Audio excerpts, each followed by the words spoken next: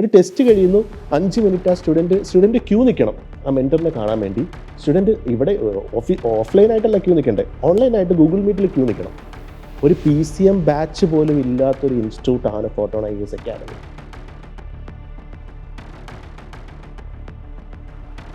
Prashant sir IAS അദ്ദേഹം ഇതിനെപ്പറ്റി ഒരുപാട് സംസാരിച്ചിട്ടുണ്ട്, ഇതിനകത്തെ റെസ്പോൺസിബിലിറ്റീസിനെ പറ്റിയൊക്കെ. യഥാർത്ഥ IPS ഓഫീസേഴ്സ് അങ്ങനെയാണോ വേണ്ടത്? It's not like that, it's a discipline service.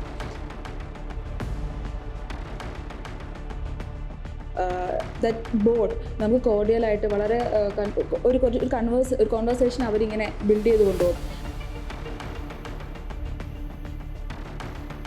ഈ ജൂൺ ജൂലൈയിൽ ജോയിൻ ചെയ്യുന്ന ഒരു കുട്ടി എങ്ങനെ ഒക്ടോബറിൽ ഈ ടെസ്റ്റ് സീരീസ് അറ്റംപ്റ്റ് ചെയ്യാൻ റെഡിയാവും?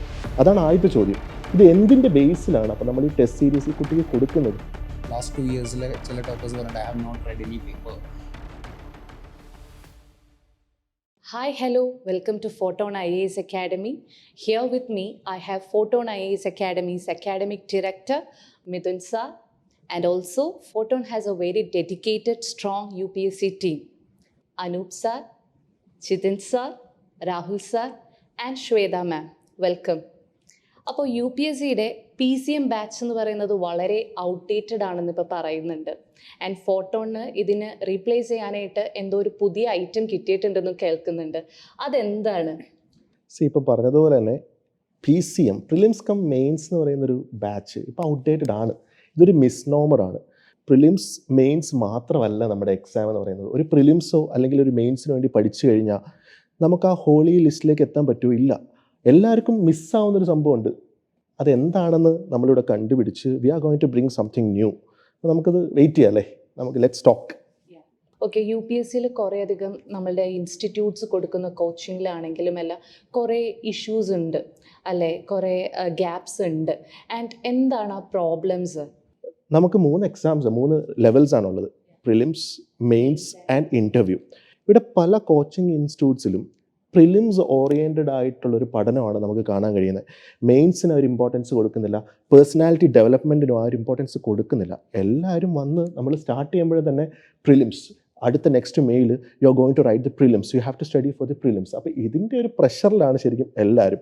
എവ്രിബഡി ഈസ് ഒരു കണക്കിന് നോക്കുകയാണെങ്കിൽ ഇപ്പം ഗൈഡൻസിലുപരി നമുക്കൊരു ഫീൽഡ് കാണാൻ കഴിയുന്നത് മിസ് ഗൈഡൻസ് ആണ്. ഒരു ആസ്പിറൻറ്റ് നമ്മളെ ട്രസ്റ്റ് ചെയ്ത് നമ്മുടെ ഒരു ഇൻസ്റ്റിറ്റ്യൂട്ടിൽ ജോയിൻ ചെയ്യുമ്പോൾ നമ്മൾ പ്രൊവൈഡ് ചെയ്യുന്ന സർവീസ് നമ്മൾ അത്രയും ട്രസ്റ്റ് ചെയ്തിട്ടാണ് അവർ നമ്മുടെ അടുത്ത് വരുന്നത്. പക്ഷെ നമ്മളവരെ ഇപ്പോൾ എന്താണ് ചെയ്യുന്നത്? ഈ ഒരു ഫീൽഡിൽ മിസ് ഗൈഡൻസ് എന്ന് പറയുന്നതിൽ, കാരണം ഈ ഒരു എക്സാം ചിലർ വരുന്നത് ഒന്നും അറിയാതെയാണ്. ഈ ഒരു എക്സാം ഡിമാൻഡ് ചെയ്യുന്നത് എന്താണ് എന്നറിയാതെയാണ് ഇവർ വരുന്നത് അത്രയും. അപ്പം നമ്മൾ ആസ് എ മെൻറ്റർ, ഒരു ആസ് എ ഫാക്കൽറ്റി, ഇത് നമ്മുടെ റെസ്പോൺസിബിലിറ്റിയാണ് ഈ എക്സാം എന്താണെന്ന് ആദ്യം അവർക്ക് പറഞ്ഞു കൊടുക്കാൻ. ഈ എന്താണ് പ്രിലിംസ്, മെയിൻസ്, ഇൻ്റർവ്യൂവിലുപരി ഈ എക്സാം എന്ത് ഡിമാൻഡ് ചെയ്യുന്നുണ്ടെന്ന് ആ ഒരു ആസ്പിറൻ്റ് ആദ്യം അറിഞ്ഞിരിക്കണം. ഹാർഡ് വർക്കാണ്, കൺസിസ്റ്റൻസിയാണ്, മോർ ഓവർ സ്ട്രാറ്റജൈസ് ചെയ്ത് പഠിക്കണം. അപ്പോൾ ഇതെല്ലാം നമ്മുടെ ഈ ഒരു ഫീൽഡിൽ ഇപ്പം നമുക്ക് മിസ്സിങ് ആണ് അല്ലേ? എനിക്ക് തോന്നുന്നു മെയിൻ പ്രോബ്ലം ഇപ്പോൾ ഈ പറഞ്ഞ പോലെ പ്രിലിംസ് ഫോക്കസ്ഡ് ആണ് എല്ലാ ഇൻസ്റ്റിറ്റ്യൂഷൻസും, മെയിൻസും പേഴ്സണാലിറ്റി ഡെവലപ്മെൻറ്റും വിട്ടുപോകുന്നുണ്ട്. ഇതിന് എക്സാമ്പിളായിട്ട് അല്ലെങ്കിൽ അത് ഡിലേ ചെയ്യുന്നു കുറച്ചും കൂടെ ടുവേർഡ്സ് ദി എൻഡ് ആണ് അവർ അതിനെക്കുറിച്ച് ഡീൽ ചെയ്യുന്നത്. എക്സാക്ട്ലി. അതായത് പ്രിലിംസ് ക്ലാസ്സസ് എല്ലാം സ്റ്റാർട്ട് ചെയ്യുന്നത് ലെറ്റ്സ് സേ മെയിൽ സ്റ്റാർട്ട് ചെയ്യുന്നു. ഓക്കെ, ആൻഡ് പ്രിലിം സബ്ജക്റ്റ് ആണ് ഇനീഷ്യലി മൊത്തം പോകുന്നത്. First 5-6 months till December just prelim subjects ആണ്, മെയിൻ സബ്ജക്ട്സ് കയറി വരുന്നേ ഇല്ല. അങ്ങനെ ഫസ്റ്റ് പ്രിലിംസ് തീർക്കുക, എന്നിട്ട് മാത്രം മെയിൻ സബ്ജക്റ്റ് നോക്കുക. പക്ഷെ അങ്ങനെ വരുമ്പോൾ എന്താ സംഭവം? കുട്ടികൾ ക്ലാസ് കയറില്ല, കാരണം പ്രിലിംസ് അടുത്തു, കുട്ടികൾക്ക് കയറാൻ പറ്റുന്നില്ല. അപ്പോൾ അതാണ് ഒരു പ്രോബ്ലം. അത് ഇപ്പം വി ഹാവ് എക്സാമ്പിൾസ് ഹിയർ. നമ്മൾക്ക് അറിയാം, ഇവിടുത്തെ ഇൻസ്റ്റിറ്റ്യൂട്ട്സും അറിയാം, നമുക്ക് we know what's happening here. ഇപ്പം പലയിടത്തും മെയിൻ സബ്ജക്ട്സ് സ്റ്റാർട്ട് ചെയ്യുന്നത് തന്നെ ആഫ്റ്റർ ജാനുവരി ആണ്. അപ്പോൾ ഇത് how can the focus on the exam? ഇപ്പോൾ 2027 എഴുതുന്ന ഒരു ആസ്പിറൻ്റ് ആണെങ്കിൽ എങ്ങനെ ആ കുട്ടിക്ക് ഒരു നല്ലൊരു അറ്റംപ്റ്റ് കൊടുക്കാൻ പറ്റും? നമ്മൾ പ്രിലിംസിലേക്ക് വരുമ്പം തന്നെയും പ്രിലിംസിൽ കൊടുക്കുന്ന ഒരു ഗൈഡൻസിലും ഒരുപാട് മിസ്റ്റേക്സ് ഉണ്ട്. നമ്മളിപ്പോൾ ഒരു ക്ലാസ് റൂം കോച്ചിങ്ങിലേക്ക് കയറുമ്പോൾ പ്രിലിംസ് ഓറിയൻറ്റഡ് ആയിട്ട് പല സബ്ജക്ട്സ് നമുക്ക് പഠിക്കാനുണ്ട്, കോർ സബ്ജക്ട്സ് നമുക്ക് പ്രിലിംസ് ഓറിയൻറ്റഡ് ആയിട്ട് പഠിക്കാനുണ്ട്. അപ്പോൾ ഈ ക്ലാസ്സുകളിൽ എന്താ ചെയ്യുന്നത്? ക്ലാസ്സുകളിൽ എല്ലാ കാര്യങ്ങളും, ആവശ്യമില്ലാത്തതും ആവശ്യമുള്ളതും ആയിട്ടുള്ള എല്ലാ കാര്യങ്ങളും അവിടെ പഠിക്കുന്നു. പക്ഷേ ഏറ്റവും ഇമ്പോർട്ടൻ്റ് ആയിട്ടൊരു സംഭവം മിസ്സാവുകയാണ്, ദാറ്റ് ഈസ് ദ PYQs. ഇപ്പം ഞാനിപ്പോൾ നോക്കുകയാണെങ്കിൽ ഒരു ക്ലാസ് എന്ന് പറഞ്ഞാൽ ഇപ്പോഴത്തെ സിനാരിയോ അനുസരിച്ച് ക്ലാസ്സസ് ഒരു സൈഡിൽ കൂടെ പോകുന്നു, PYQs ഒരു സൈഡിൽ കൂടെ പോകുന്നു. പിന്നെ ടെസ്റ്റ് സീരീസ് വേറെ ഒരു സൈഡിൽ കൂടെ പോകുന്നു. ഇതിൻ്റെ മൂന്നെണ്ണത്തിൻ്റെ ഒരു ഡൈവേർജൻസ് ആണ് നമുക്കിവിടെ കാണാൻ കഴിയുന്നത്. അപ്പോൾ ഒരു കുട്ടി ഒരു ഒക്ടോബറിലാണ് ഇവിടെ മിക്ക ടെസ്റ്റ് സീരീസ് ഇവിടെ സ്റ്റാർട്ട് ചെയ്യുന്നത്. ഈ ജൂൺ ജൂലൈയിൽ ജോയിൻ ചെയ്യുന്ന ഒരു കുട്ടി എങ്ങനെ ഒക്ടോബറിൽ ഈ ടെസ്റ്റ് സീരീസ് അറ്റംപ്റ്റ് ചെയ്യാൻ റെഡിയാവും? അതാണ് ആദ്യത്തെ ചോദ്യം. ഇത് എന്തിൻ്റെ ബേസിലാണ് അപ്പോൾ നമ്മൾ ഈ ടെസ്റ്റ് സീരീസ് ഈ കുട്ടിക്ക് കൊടുക്കുന്നത്? അത് പഠിച്ചു കഴിഞ്ഞോ ആ സബ്ജക്റ്റ്? ഇല്ല. അപ്പം ഒന്ന് നമ്മുടെ ഈ പ്ലാനിങ്, നമ്മൾ ഈ ഒരു ഒന്നാമത് ഈ ഒരു എക്സാം എന്ന് പറഞ്ഞാൽ 1 വർഷത്തോളം അതിൻ്റെ കോച്ചിങ്ങും 1 വർഷത്തോളം എടുക്കും അതിൻ്റെ റിസൾട്ടും വരാം. അപ്പോൾ ഇത് ലോങ് ടേം ജേണിയാണ്. ഇത് പ്രോപ്പറായിട്ട് സ്ട്രാറ്റജൈസ് ചെയ്ത് പ്ലാൻ ചെയ്ത് വൺ സൈസ് ഫിറ്റ്സ് ഓൾ എന്ന് പറയുന്ന ഒരു സംഭവം ഈ ഒരു ജേണിയിലില്ല. ഓരോ സ്റ്റുഡൻറ്റും ഡൈവേഴ്സ് ആയിട്ടുള്ള ബാക്ക്ഗ്രൗണ്ടിൽ നിന്ന് വരുന്നവരാണ്. അപ്പോൾ എല്ലാവർക്കും ഒരേ രീതിയിൽ മൂവ് ഓൺ ചെയ്യാനും പറ്റത്തില്ല. അപ്പോൾ ഓരോരുത്തർക്കും ക്ലിയർ കട്ടായിട്ടുള്ളൊരു സ്ട്രാറ്റജി വേണം. അതിവിടെ ഭയങ്കരമായിട്ട് മിസ് ചെയ്യുന്നുണ്ട്. ഓക്കെ, അപ്പോൾ പ്രിലിംസിൽ എനിക്ക് തോന്നുന്നു PYQs മിസ് ഔട്ട് ആകുന്നതാണ് ഏറ്റവും വലിയ പ്രോബ്ലം എന്ന് തോന്നുന്നു പ്രിലിംസ് പെർസ്പെക്റ്റീവിൽ. നമ്മളിപ്പോൾ മെയിൻസ് നോക്കുകയാണെങ്കിൽ അതിൽ മിസ് ഔട്ടായി പോകുന്ന കുറേ കാര്യങ്ങളുണ്ട്. അതെന്തൊക്കെയാണ്? മെയിൻസിലെന്ന് പറയുമ്പോൾ ഇത് തന്നെയാണ്, നമ്മൾ പ്രീവിയസ് ഇയർ ക്വസ്റ്റ്യൻസ് ആണ് ജസ്റ്റ് ഫോർ പ്രിലിംസ് ഓൾസോ മെയിൻസിൽ ഏറ്റവും കൂടുതൽ ഇമ്പോർട്ടൻ്റ് എന്ന് പറയുന്നത് നമ്മുടെ പ്രീവിയസ് ഇയർ ക്വസ്റ്റ്യൻസ് ആണ്. അപ്പോൾ നമ്മളൊരു PCM ബാച്ച് എടുത്ത സ്റ്റുഡൻറ്റിൻ്റെ ഒരു എക്സാമ്പിൾ എടുക്കുകയാണെങ്കിൽ ആ കുട്ടി പ്രിലിംസ് കഴിഞ്ഞിട്ടാണ് മെയിൻസ് ക്വസ്റ്റ്യൻസ് പല സ്ഥലത്തും കാണുന്നത്. അതായത് ഇതുവരെ they have not even written some answers, അല്ലെങ്കിൽ എഴുതുകയാണെങ്കിൽ തന്നെ റാൻഡം ആൻസേഴ്സ് ആണ് എഴുതുന്നത്. അത് they have not written proper answers for PYQs. അപ്പോൾ അല്ല, ശരിക്കും പറഞ്ഞാൽ ഒരു ഇൻറ്റഗ്രേറ്റഡ് ലേണിംഗ് ആണ് നമുക്ക് വേണ്ടത്. പ്രിലിംസ് ഒരു തരത്തിൽ അല്ലെങ്കിൽ സെപ്പറേറ്റഡ് ആയിട്ടും മെയിൻസ് ഒരു തരത്തിൽ സെപ്പറേറ്റഡ് ആയിട്ടും നിൽക്കാതെ, ഇത് രണ്ട് സൈലോസ് ആയിട്ട് നിൽക്കാതെ ഇത് രണ്ടും കൺവേർജ് ചെയ്തിട്ട് ഒരുമിച്ച് വേണം നമ്മൾ കൊണ്ടുപോകാൻ. അപ്പോൾ നമുക്ക് ഇവിടെ ഒരു പ്രോബ്ലം പറ്റുന്നത് അതാണ്. പ്രിലിംസ് ഓറിയൻറ്റഡ് ആയിട്ട് മാത്രം പഠിക്കുന്നു, പക്ഷേ മെയിൻസിന് ഇമ്പോർട്ടൻസ് കൊടുക്കുന്നില്ല. മെയിൻസിന് ഇമ്പോർട്ടൻസ് കൊടുക്കുന്നില്ല എന്ന് പറയുമ്പോൾ നമ്മൾ വിട്ടുപോകുന്ന മെയിൻ ഒരു കാര്യമുണ്ട്. അതായത് സിവിൽ സർവീസ് എക്സാമിനേഷൻ എന്ന് പറഞ്ഞു കഴിഞ്ഞാൽ അത് മെയിൻസ് എക്സാമാണ്. പ്രിലിംസ് എക്സാം എന്ന് പറഞ്ഞു കഴിഞ്ഞാൽ ഈ മെയിൻ എഴുതാനായിട്ട് ആൾക്കാരെ ക്വാളിഫൈ ചെയ്യുന്നു. So what in reality civil service exam അത് ഈ മെയിൻസ് ആണ്. അപ്പോൾ നമ്മൾ മെയിൻസ് എടുത്ത് നോക്കിക്കഴിഞ്ഞാൽ ഒരു സ്റ്റാൻഡേർഡ് സബ്ജക്റ്റ് നമുക്ക് അറിയാം, കുറേ പേപ്പേഴ്സ് ഉണ്ട്. അതിനകത്ത് ഒരു പേപ്പറിൽ 20 ക്വസ്റ്റ്യൻസ് ഉണ്ടാവും, 3 hours ഉണ്ടാവും. ഈ 3 hours കൊണ്ട് ഈ 20 ക്വസ്റ്റ്യൻസും ഒരു കാൻഡിഡേറ്റ് എഴുതി തീർക്കണം. സോ ഇൻ റിയാലിറ്റി നമുക്ക് അത് ആലോചിച്ചിരിക്കാനോ പേപ്പറിൽ നിന്ന് പേന എടുക്കാനോ നമുക്ക് ടൈമില്ല. സോ ആ പ്രഷറിലിരിക്കുമ്പോൾ നമുക്ക് ആ ഫ്ലോ കിട്ടണം. അതിന് ഈ മന്ത്സ് ട്രെയിനിങ് വേണം. പ്രിലിംസ് കഴിഞ്ഞിട്ടുള്ള 2-3 മാസം അല്ല നമുക്ക് വേണ്ടത്. We need to like 6-7 months of continuous training. ആ ട്രെയിനിങ് ആണ് നമുക്ക് മിസ്സാകുന്നത്. We always focus on prelims. അത് പറഞ്ഞ പോലെ we always focus on prelims കഴിഞ്ഞ് മെയിൻസ് ഫോക്കസ് ചെയ്യുന്നവരുണ്ട്. Very few students and they will become successful. Majority of the students they only train till the prelims. Prelims ഒരു elimination ആണ്, mains ആണ് നമ്മുടെ real test എന്ന് പറഞ്ഞ് വരുന്നത്. അങ്ങനെ പറയാം. ഐ തിങ്ക് എനിക്ക് തോന്നുന്നു നമ്മുടെ സിവിൽ സർവീസ് മൊത്തത്തിലൊന്ന് സമ്മപ്പ് ചെയ്ത് പറയുകയാണെങ്കിൽ സിവിൽ സർവീസ് എക്സാമിനേഷൻ എന്ന് പറയുമ്പോൾ കുട്ടികൾക്ക് ഉണ്ടാകുന്ന കുറേ മിസ്കൺസെപ്ഷൻസ് ഉണ്ട്. അവർ ഇങ്ങോട്ട് കയറുന്നു, കുറേ ബുക്സ് അവർക്ക് കുറേ വരുന്ന കുട്ടികളുടെ ഒരു മെജോറിറ്റി ഒരു ക്വാളിറ്റി എന്ന് പറയുന്നത് അവർ അത്യാവശ്യം കോളേജ് ലെവലിൽ നന്നായിട്ട് പഠിക്കുന്ന കുട്ടികളായിരിക്കും. അവർക്ക് അത്യാവശ്യം GK നല്ല നോളജ് അപ്പർ ഹാൻഡ് ഉണ്ടായിരിക്കും. അപ്പോൾ എല്ലാ കുട്ടികളുടെ ഒരു തോട്ടം എന്ന് പറയുന്നത് പഠിച്ചാൽ മതിയല്ലോ. അതിൻ്റെ ഇവിടെ വരുന്നു, അവർക്ക് കുറേ സ്റ്റാൻഡേർഡ് ടെക്സ്റ്റ് ബുക്സ് കിട്ടുന്നു, അവരത് വെച്ച് പഠിക്കുന്നു, കുറേ ടെസ്റ്റ് സീരീസ് ജോയിൻ ചെയ്യുന്നു ബ്ലൈൻഡായിട്ട്. ബട്ട് UPSC തന്നെ നമുക്ക് തരുന്ന 2 ഇമ്പോർട്ടൻറ്റ് സോഴ്സസ് ഉണ്ട്. UPSC നമുക്ക് തന്നെ UPSC എവിടെയും പറയുന്നില്ല നിങ്ങൾ NCERT വായിക്കുക, നിങ്ങൾ ലക്ഷ്മികാന്ത് വായിക്കുക, നിങ്ങൾ ഇന്ന കാര്യൻ്റെ ഹിന്ദു വായിക്കുക എന്നൊന്നും UPSC പറയുന്നില്ല. UPSC നമുക്ക് 2 സോഴ്സസ് ഇമ്പോർട്ടൻ്റ് ആയിട്ട് പറയുന്നുണ്ട്. First one is syllabus. ഒരു ക്ലിയർ സിലബസ് ഉണ്ട്. പ്രിലിംസിനുണ്ട്, അതുപോലെ തന്നെ മെയിൻസിനുണ്ട്. ദെൻ അത് എത്ര കുട്ടികൾ ഈ സിലബസ് പ്രോപ്പറായിട്ട് വായിച്ചിട്ടുണ്ട്?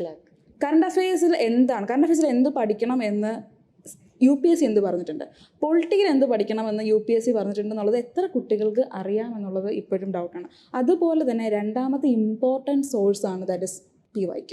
ഇപ്പോൾ സാറ് പറഞ്ഞതുപോലെ കുട്ടികളൊക്കെ എല്ലാ ഇൻസ്റ്റിറ്റ്യൂഷൻസിലും മിസ് ഔട്ട് ആവുന്നതും ഈ 2 I think the Bible UPSC provide ചെയ്യുന്ന 2 ഇമ്പോർട്ടൻറ്റ് സോഴ്സസ് നമ്മുടെ കുട്ടികൾ പലപ്പോഴും പല ആസ്പിരൻസും അറിയുന്നില്ല, അവരതിനെക്കുറിച്ച് പ്രാക്ടീസ് ചെയ്യുന്നില്ല.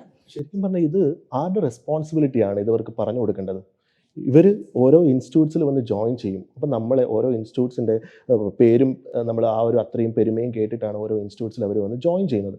ഇത് നമ്മുടെ റെസ്പോൺസിബിലിറ്റിയാണ് അവരെന്ത് പഠിക്കണം. കാരണം ഒന്നും അറിയാത്തവരാണ് വരുന്നത് അല്ലേ. ഒരു ആസ്പിറൻ്റ് എന്ന് പറഞ്ഞാൽ ചിലപ്പോൾ 0-ൽ നിന്ന് വരുന്ന ഒരു ആസ്പിറൻറ്റിനെ ബിൽഡ് ചെയ്ത് ഒരു ലീഡർ ആക്കേണ്ടത് നമ്മുടെ റെസ്പോൺസിബിലിറ്റിയാണ്. ഈ പറഞ്ഞ പോലെ ശ്വേത പറഞ്ഞ പോലെ റാദർ ദാൻ ഗോയിങ് നമ്മുടെ ഈ ബൈബിൾ ഈ ഒരു PYQസും ഈ സിലബസും ഒഴിവാക്കി we are searching for materials. റാൻഡമായിട്ട് കുറേ മെറ്റീരിയൽസിൻ്റെ പുറകെ ഓടി നടക്കുവാണ്. ഇപ്പം നമുക്ക് 2026 പ്രിലിംസിലേക്ക് അടങ്ങും. ഇപ്പോഴും students are searching for materials, different kind of materials. അപ്പോൾ നമുക്ക് ശരിക്കും പറഞ്ഞാൽ UPSCക്ക് ഒരു സ്റ്റാൻഡേർഡ് ആയിട്ടൊരു മെറ്റീരിയൽ ഉണ്ടോ? ഇല്ല. UPSCക്ക് ഒരു വൺ സൈസ് എല്ലാ കാര്യങ്ങളും അടങ്ങുന്ന കൺസോളിഡേറ്റ് ചെയ്തേക്കുന്ന ഒരു മെറ്റീരിയൽ ഉണ്ടോ എന്ന് ചോദിച്ചാൽ ഇല്ല. You have to rely on the syllabus and you have to rely on the PYQs. അതാണ് ഇവിടുത്തെ ഒരു ഏറ്റവും വലിയൊരു ഗ്യാപ്പ് നമുക്ക് കാണാൻ കഴിയുന്നത്. അത് പ്രിലിംസ് ആയിക്കോട്ടെ മെയിൻസ് ആയിക്കോട്ടെ ഈ ഒരു പ്രശ്നമുണ്ട്, കുട്ടികൾക്ക് അത് അറിയുന്നില്ല. ശ്വേത മാം പറഞ്ഞ പോലെ തന്നെ ഇപ്പോൾ നമുക്ക് മെയിൻസിനാണെങ്കിൽ സിലബസ് പ്രോപ്പർലി ഡിഫൈൻഡ് ആണ്. മെയിൻസിന് പ്രിലിംസിനെ കമ്പയർ ചെയ്യുമ്പോൾ മെയിൻസ് ഡിഫൈൻഡ് ആണ്. ഇപ്പോൾ നമുക്ക് എക്കണോമിക് ആണെങ്കിലും ബഡ്ജറ്റിംഗ് അങ്ങനെ കീ ടേംസ് തന്നിട്ടുണ്ട്. പ്രശ്നം സംഭവിക്കുന്നത് എന്താണ്? പ്രിലിംസ് കഴിഞ്ഞിട്ടാണ് കുട്ടികൾ ഇതിനെല്ലാം ഈ കീവേഡ്സിനെല്ലാം ഒരു മിനിമം നോട്ട് വരെ ഉണ്ടാക്കാനുള്ള ഒരു ഓട്ടപ്പാച്ചിലാണ്. ആക്ച്വലി ആ പ്രിലിംസിന് ശേഷമുള്ള സമയം എന്ന് പറഞ്ഞാൽ പ്രാക്ടീസ് ടൈമാണ്. It is time to revise the already existing notes and practice. Mains test series എഴുതാനും ബ്രെയിൻ സ്റ്റോമിങ് എക്സസൈസ് ചെയ്യാനും സാറ് പറഞ്ഞ പോലെ ആ ഒരു ഇൻഹറൻറ്റ് എബിലിറ്റി, ആ ക്രിട്ടിക്കൽ തിങ്കിങ് ഒക്കെ ഓൾറെഡി വന്നിട്ടുണ്ടാവേണ്ട ഒരു സ്റ്റേജാണ്. പക്ഷേ unfortunately students are rushing for these materials. എന്നിട്ട് എന്താ ചെയ്യുന്നത്? അവൈലബിൾ ആയിട്ടുള്ള എന്തെങ്കിലും ഒരു കമ്പൈലേഷൻ പ്രിൻ്റ് എടുക്കുന്നു, ഹൈലൈറ്റ് ചെയ്യുന്നു, മാക്സിമം 2 ദിവസം വായിച്ച് അത് ആ ഒരു ടൈമിൽ നമുക്ക് ശരിക്കും പറഞ്ഞാൽ 3 months we won't be able to do anything. We have to just revise, we have to be confident in our sources. നമ്മൾ ആ ഒരു ടൈമിൽ പുതിയ സോഴ്സ് എടുത്ത് പഠിക്കുന്നത് ഇതൊന്നും അക്കാഡമീസ് കോഴ്സസ് കൊടുക്കുന്നില്ല. അതായത് കണ്ടന്റ് മെയിൻസിൻ്റെ ടൈമിൽ നേരിടുന്നൊരു വലിയ പ്രശ്നം പ്രിലിംസ് ബേസ്ഡ്. ഇപ്പം നമ്മൾ നേരത്തെ സംസാരിച്ചപ്പോൾ നമ്മൾ പറഞ്ഞതാണ് എല്ലാ ഇൻസ്റ്റിറ്റ്യൂഷൻസും കൂടുതൽ ഫോക്കസ് ചെയ്യുന്നത് പ്രിലിംസിലാണ്. അപ്പോൾ പ്രിലിംസ് കൂടുതൽ ഫോക്കസ് ചെയ്യുന്നത് എങ്ങനെയാണ്? കുറേ ഫാക്ച്വൽ നോളജാണ്. അപ്പോൾ പ്രിലിംസ് വൺസ് ഫോർച്യുനേറ്റ്ലി ക്ലിയർ ആയി കഴിയുമ്പോൾ ഈ ഫാക്ച്വൽ നോളജ് എങ്ങനെ ഒരു ആൻസർ റൈറ്റിങ്ങിലേക്ക് എത്തിക്കാം എന്നുള്ളത് 7 മിനിറ്റ് ആ ഒരു ടൈം ഒബ്ജക്റ്റീവ്സ് ആയിട്ടാണ്. ഒബ്ജക്റ്റീവ് ലേണിംഗ് ആണ്, ഡിസ്ക്രിപ്റ്റീവ് ലേണിംഗ് നടത്തുന്നില്ല. അത് തന്നെയാണ് മെയിൻ പ്രോബ്ലം എന്ന് തോന്നുന്നു. നമുക്ക് ഒരു ഇൻസ്റ്റിറ്റ്യൂട്ടിലും നോക്കി PCM ബാച്ചിന് ഡെഡിക്കേറ്റഡ് ആയിട്ടുള്ളൊരു മെയിൻസ് ടെസ്റ്റ് സീരീസ് ഇല്ല, അല്ലെങ്കിൽ ഒരു മെയിൻസ് ആൻസർ റൈറ്റിംഗ് പ്രോഗ്രാം ഇല്ല. ഉണ്ടെങ്കിൽ തന്നെയും അത് ഒട്ടും സ്ട്രക്ചേർഡ് ആയിട്ടുള്ളൊരു പ്രോഗ്രാം അല്ല. ഇവർ വേറെ എന്തൊക്കെയോ പഠിക്കുന്നു, ഇവർ വേറെ എന്തൊക്കെയോ ഇടുന്നു. വേറെ ഒരു ഇമ്പോർട്ടൻറ്റ് കാര്യമുണ്ട്, ഇവർ ക്ലാസ്സിൽ പഠിപ്പിക്കുന്നതിൽ നിന്ന് നമുക്കൊരു ആൻസർ എഴുതാൻ പറ്റുമോ? ഇല്ല. അതിനുവേണ്ടി പിന്നെയും നമ്മൾ പഠിക്കണം. ഒരു ആൻസർ എഴുതാൻ എവിടെ നിന്ന് പഠിക്കണം? വേറെ മെറ്റീരിയലിൽ നിന്ന് പഠിക്കണം, വേറെ സോഴ്സസ് നമ്മൾ കണ്ടെത്തണം. എന്നാലേ നമുക്കൊരു ആൻസർ എഴുതാൻ പറ്റത്തുള്ളൂ. അതല്ലേ ഏറ്റവും വലിയ പോരായ്മ? ഒരു ക്ലാസ് റൂമിൻ്റെ ഏറ്റവും വലിയ പോരായ്മ ഇതല്ലേ? ഒരു question, beat prelims or beat mains, നമുക്ക് കിട്ടുന്ന ആ ക്ലാസ്സിൽ നിന്ന് you should be able to write or you should be able to attend that prelims question. അതൊരു പോരായ്മ തന്നെയാണ് ഇവിടെ. അപ്പോൾ എനിക്ക് തോന്നുന്നു നമുക്ക് എന്തൊക്കെയാണ് ഓരോ ഇൻസ്റ്റിറ്റ്യൂട്ട്സിൻ്റെ സൈഡിൽ നിന്ന് വരുന്ന ഇഷ്യൂസ് അല്ലെങ്കിൽ ഇതിൽ എക്സിസ്റ്റ് ചെയ്യുന്ന പ്രോബ്ലംസ് എന്തൊക്കെയാണെന്ന് നമുക്കൊരു ക്ലിയർ കട്ട് പിക്ചർ ഉണ്ട്. സോ ഫോട്ടോൻ്റെ സൈഡിൽ നിന്ന് ഇതിന് എന്താണ് ഒരു റെമഡി, അല്ലെങ്കിൽ എങ്ങനെയാണ് നമ്മൾ ഇതിനെ റെക്ടിഫൈ ചെയ്യാനായിട്ട് നോക്കുന്നത്? ഇതിൽ നമ്മൾ ഇൻസ്റ്റിറ്റ്യൂട്ട്സിൻ്റെ കാര്യം പറയുമ്പം അക്കൗണ്ടബിലിറ്റി വലിയൊരു ഫാക്ടറാണ്. നമ്മൾ ഒരു സ്റ്റുഡൻറ്റിനെ നമ്മൾ ഇൻഡക്റ്റ് ചെയ്യുമ്പോൾ we are responsible to the student. ഇപ്പോൾ എനിക്കൊരു എക്സ്പീരിയൻസ് ചെയ്യാൻ പറയാം. ട്രിവാൻഡ്രത്തുനിന്ന് കിട്ടിയൊരു ചെറിയൊരു എക്സ്പീരിയൻസ് ആണ്. അതായത് ഞാൻ പഠിച്ചുകൊണ്ടിരിക്കാൻ എക്സാം എഴുതുന്ന സമയത്ത് ഒരു സ്റ്റുഡൻറ്റ് എൻ്റെ അടുത്ത് വന്നു. അപ്പോൾ അദ്ദേഹം ജോയിൻ ചെയ്തേ ഉള്ളൂ, ജസ്റ്റ് ജോയിൻ ചെയ്ത് വന്നേ ഉള്ളൂ. അപ്പോൾ ആ സ്റ്റുഡൻറ്റിന് ഓപ്ഷൻസ് എടുക്കണം.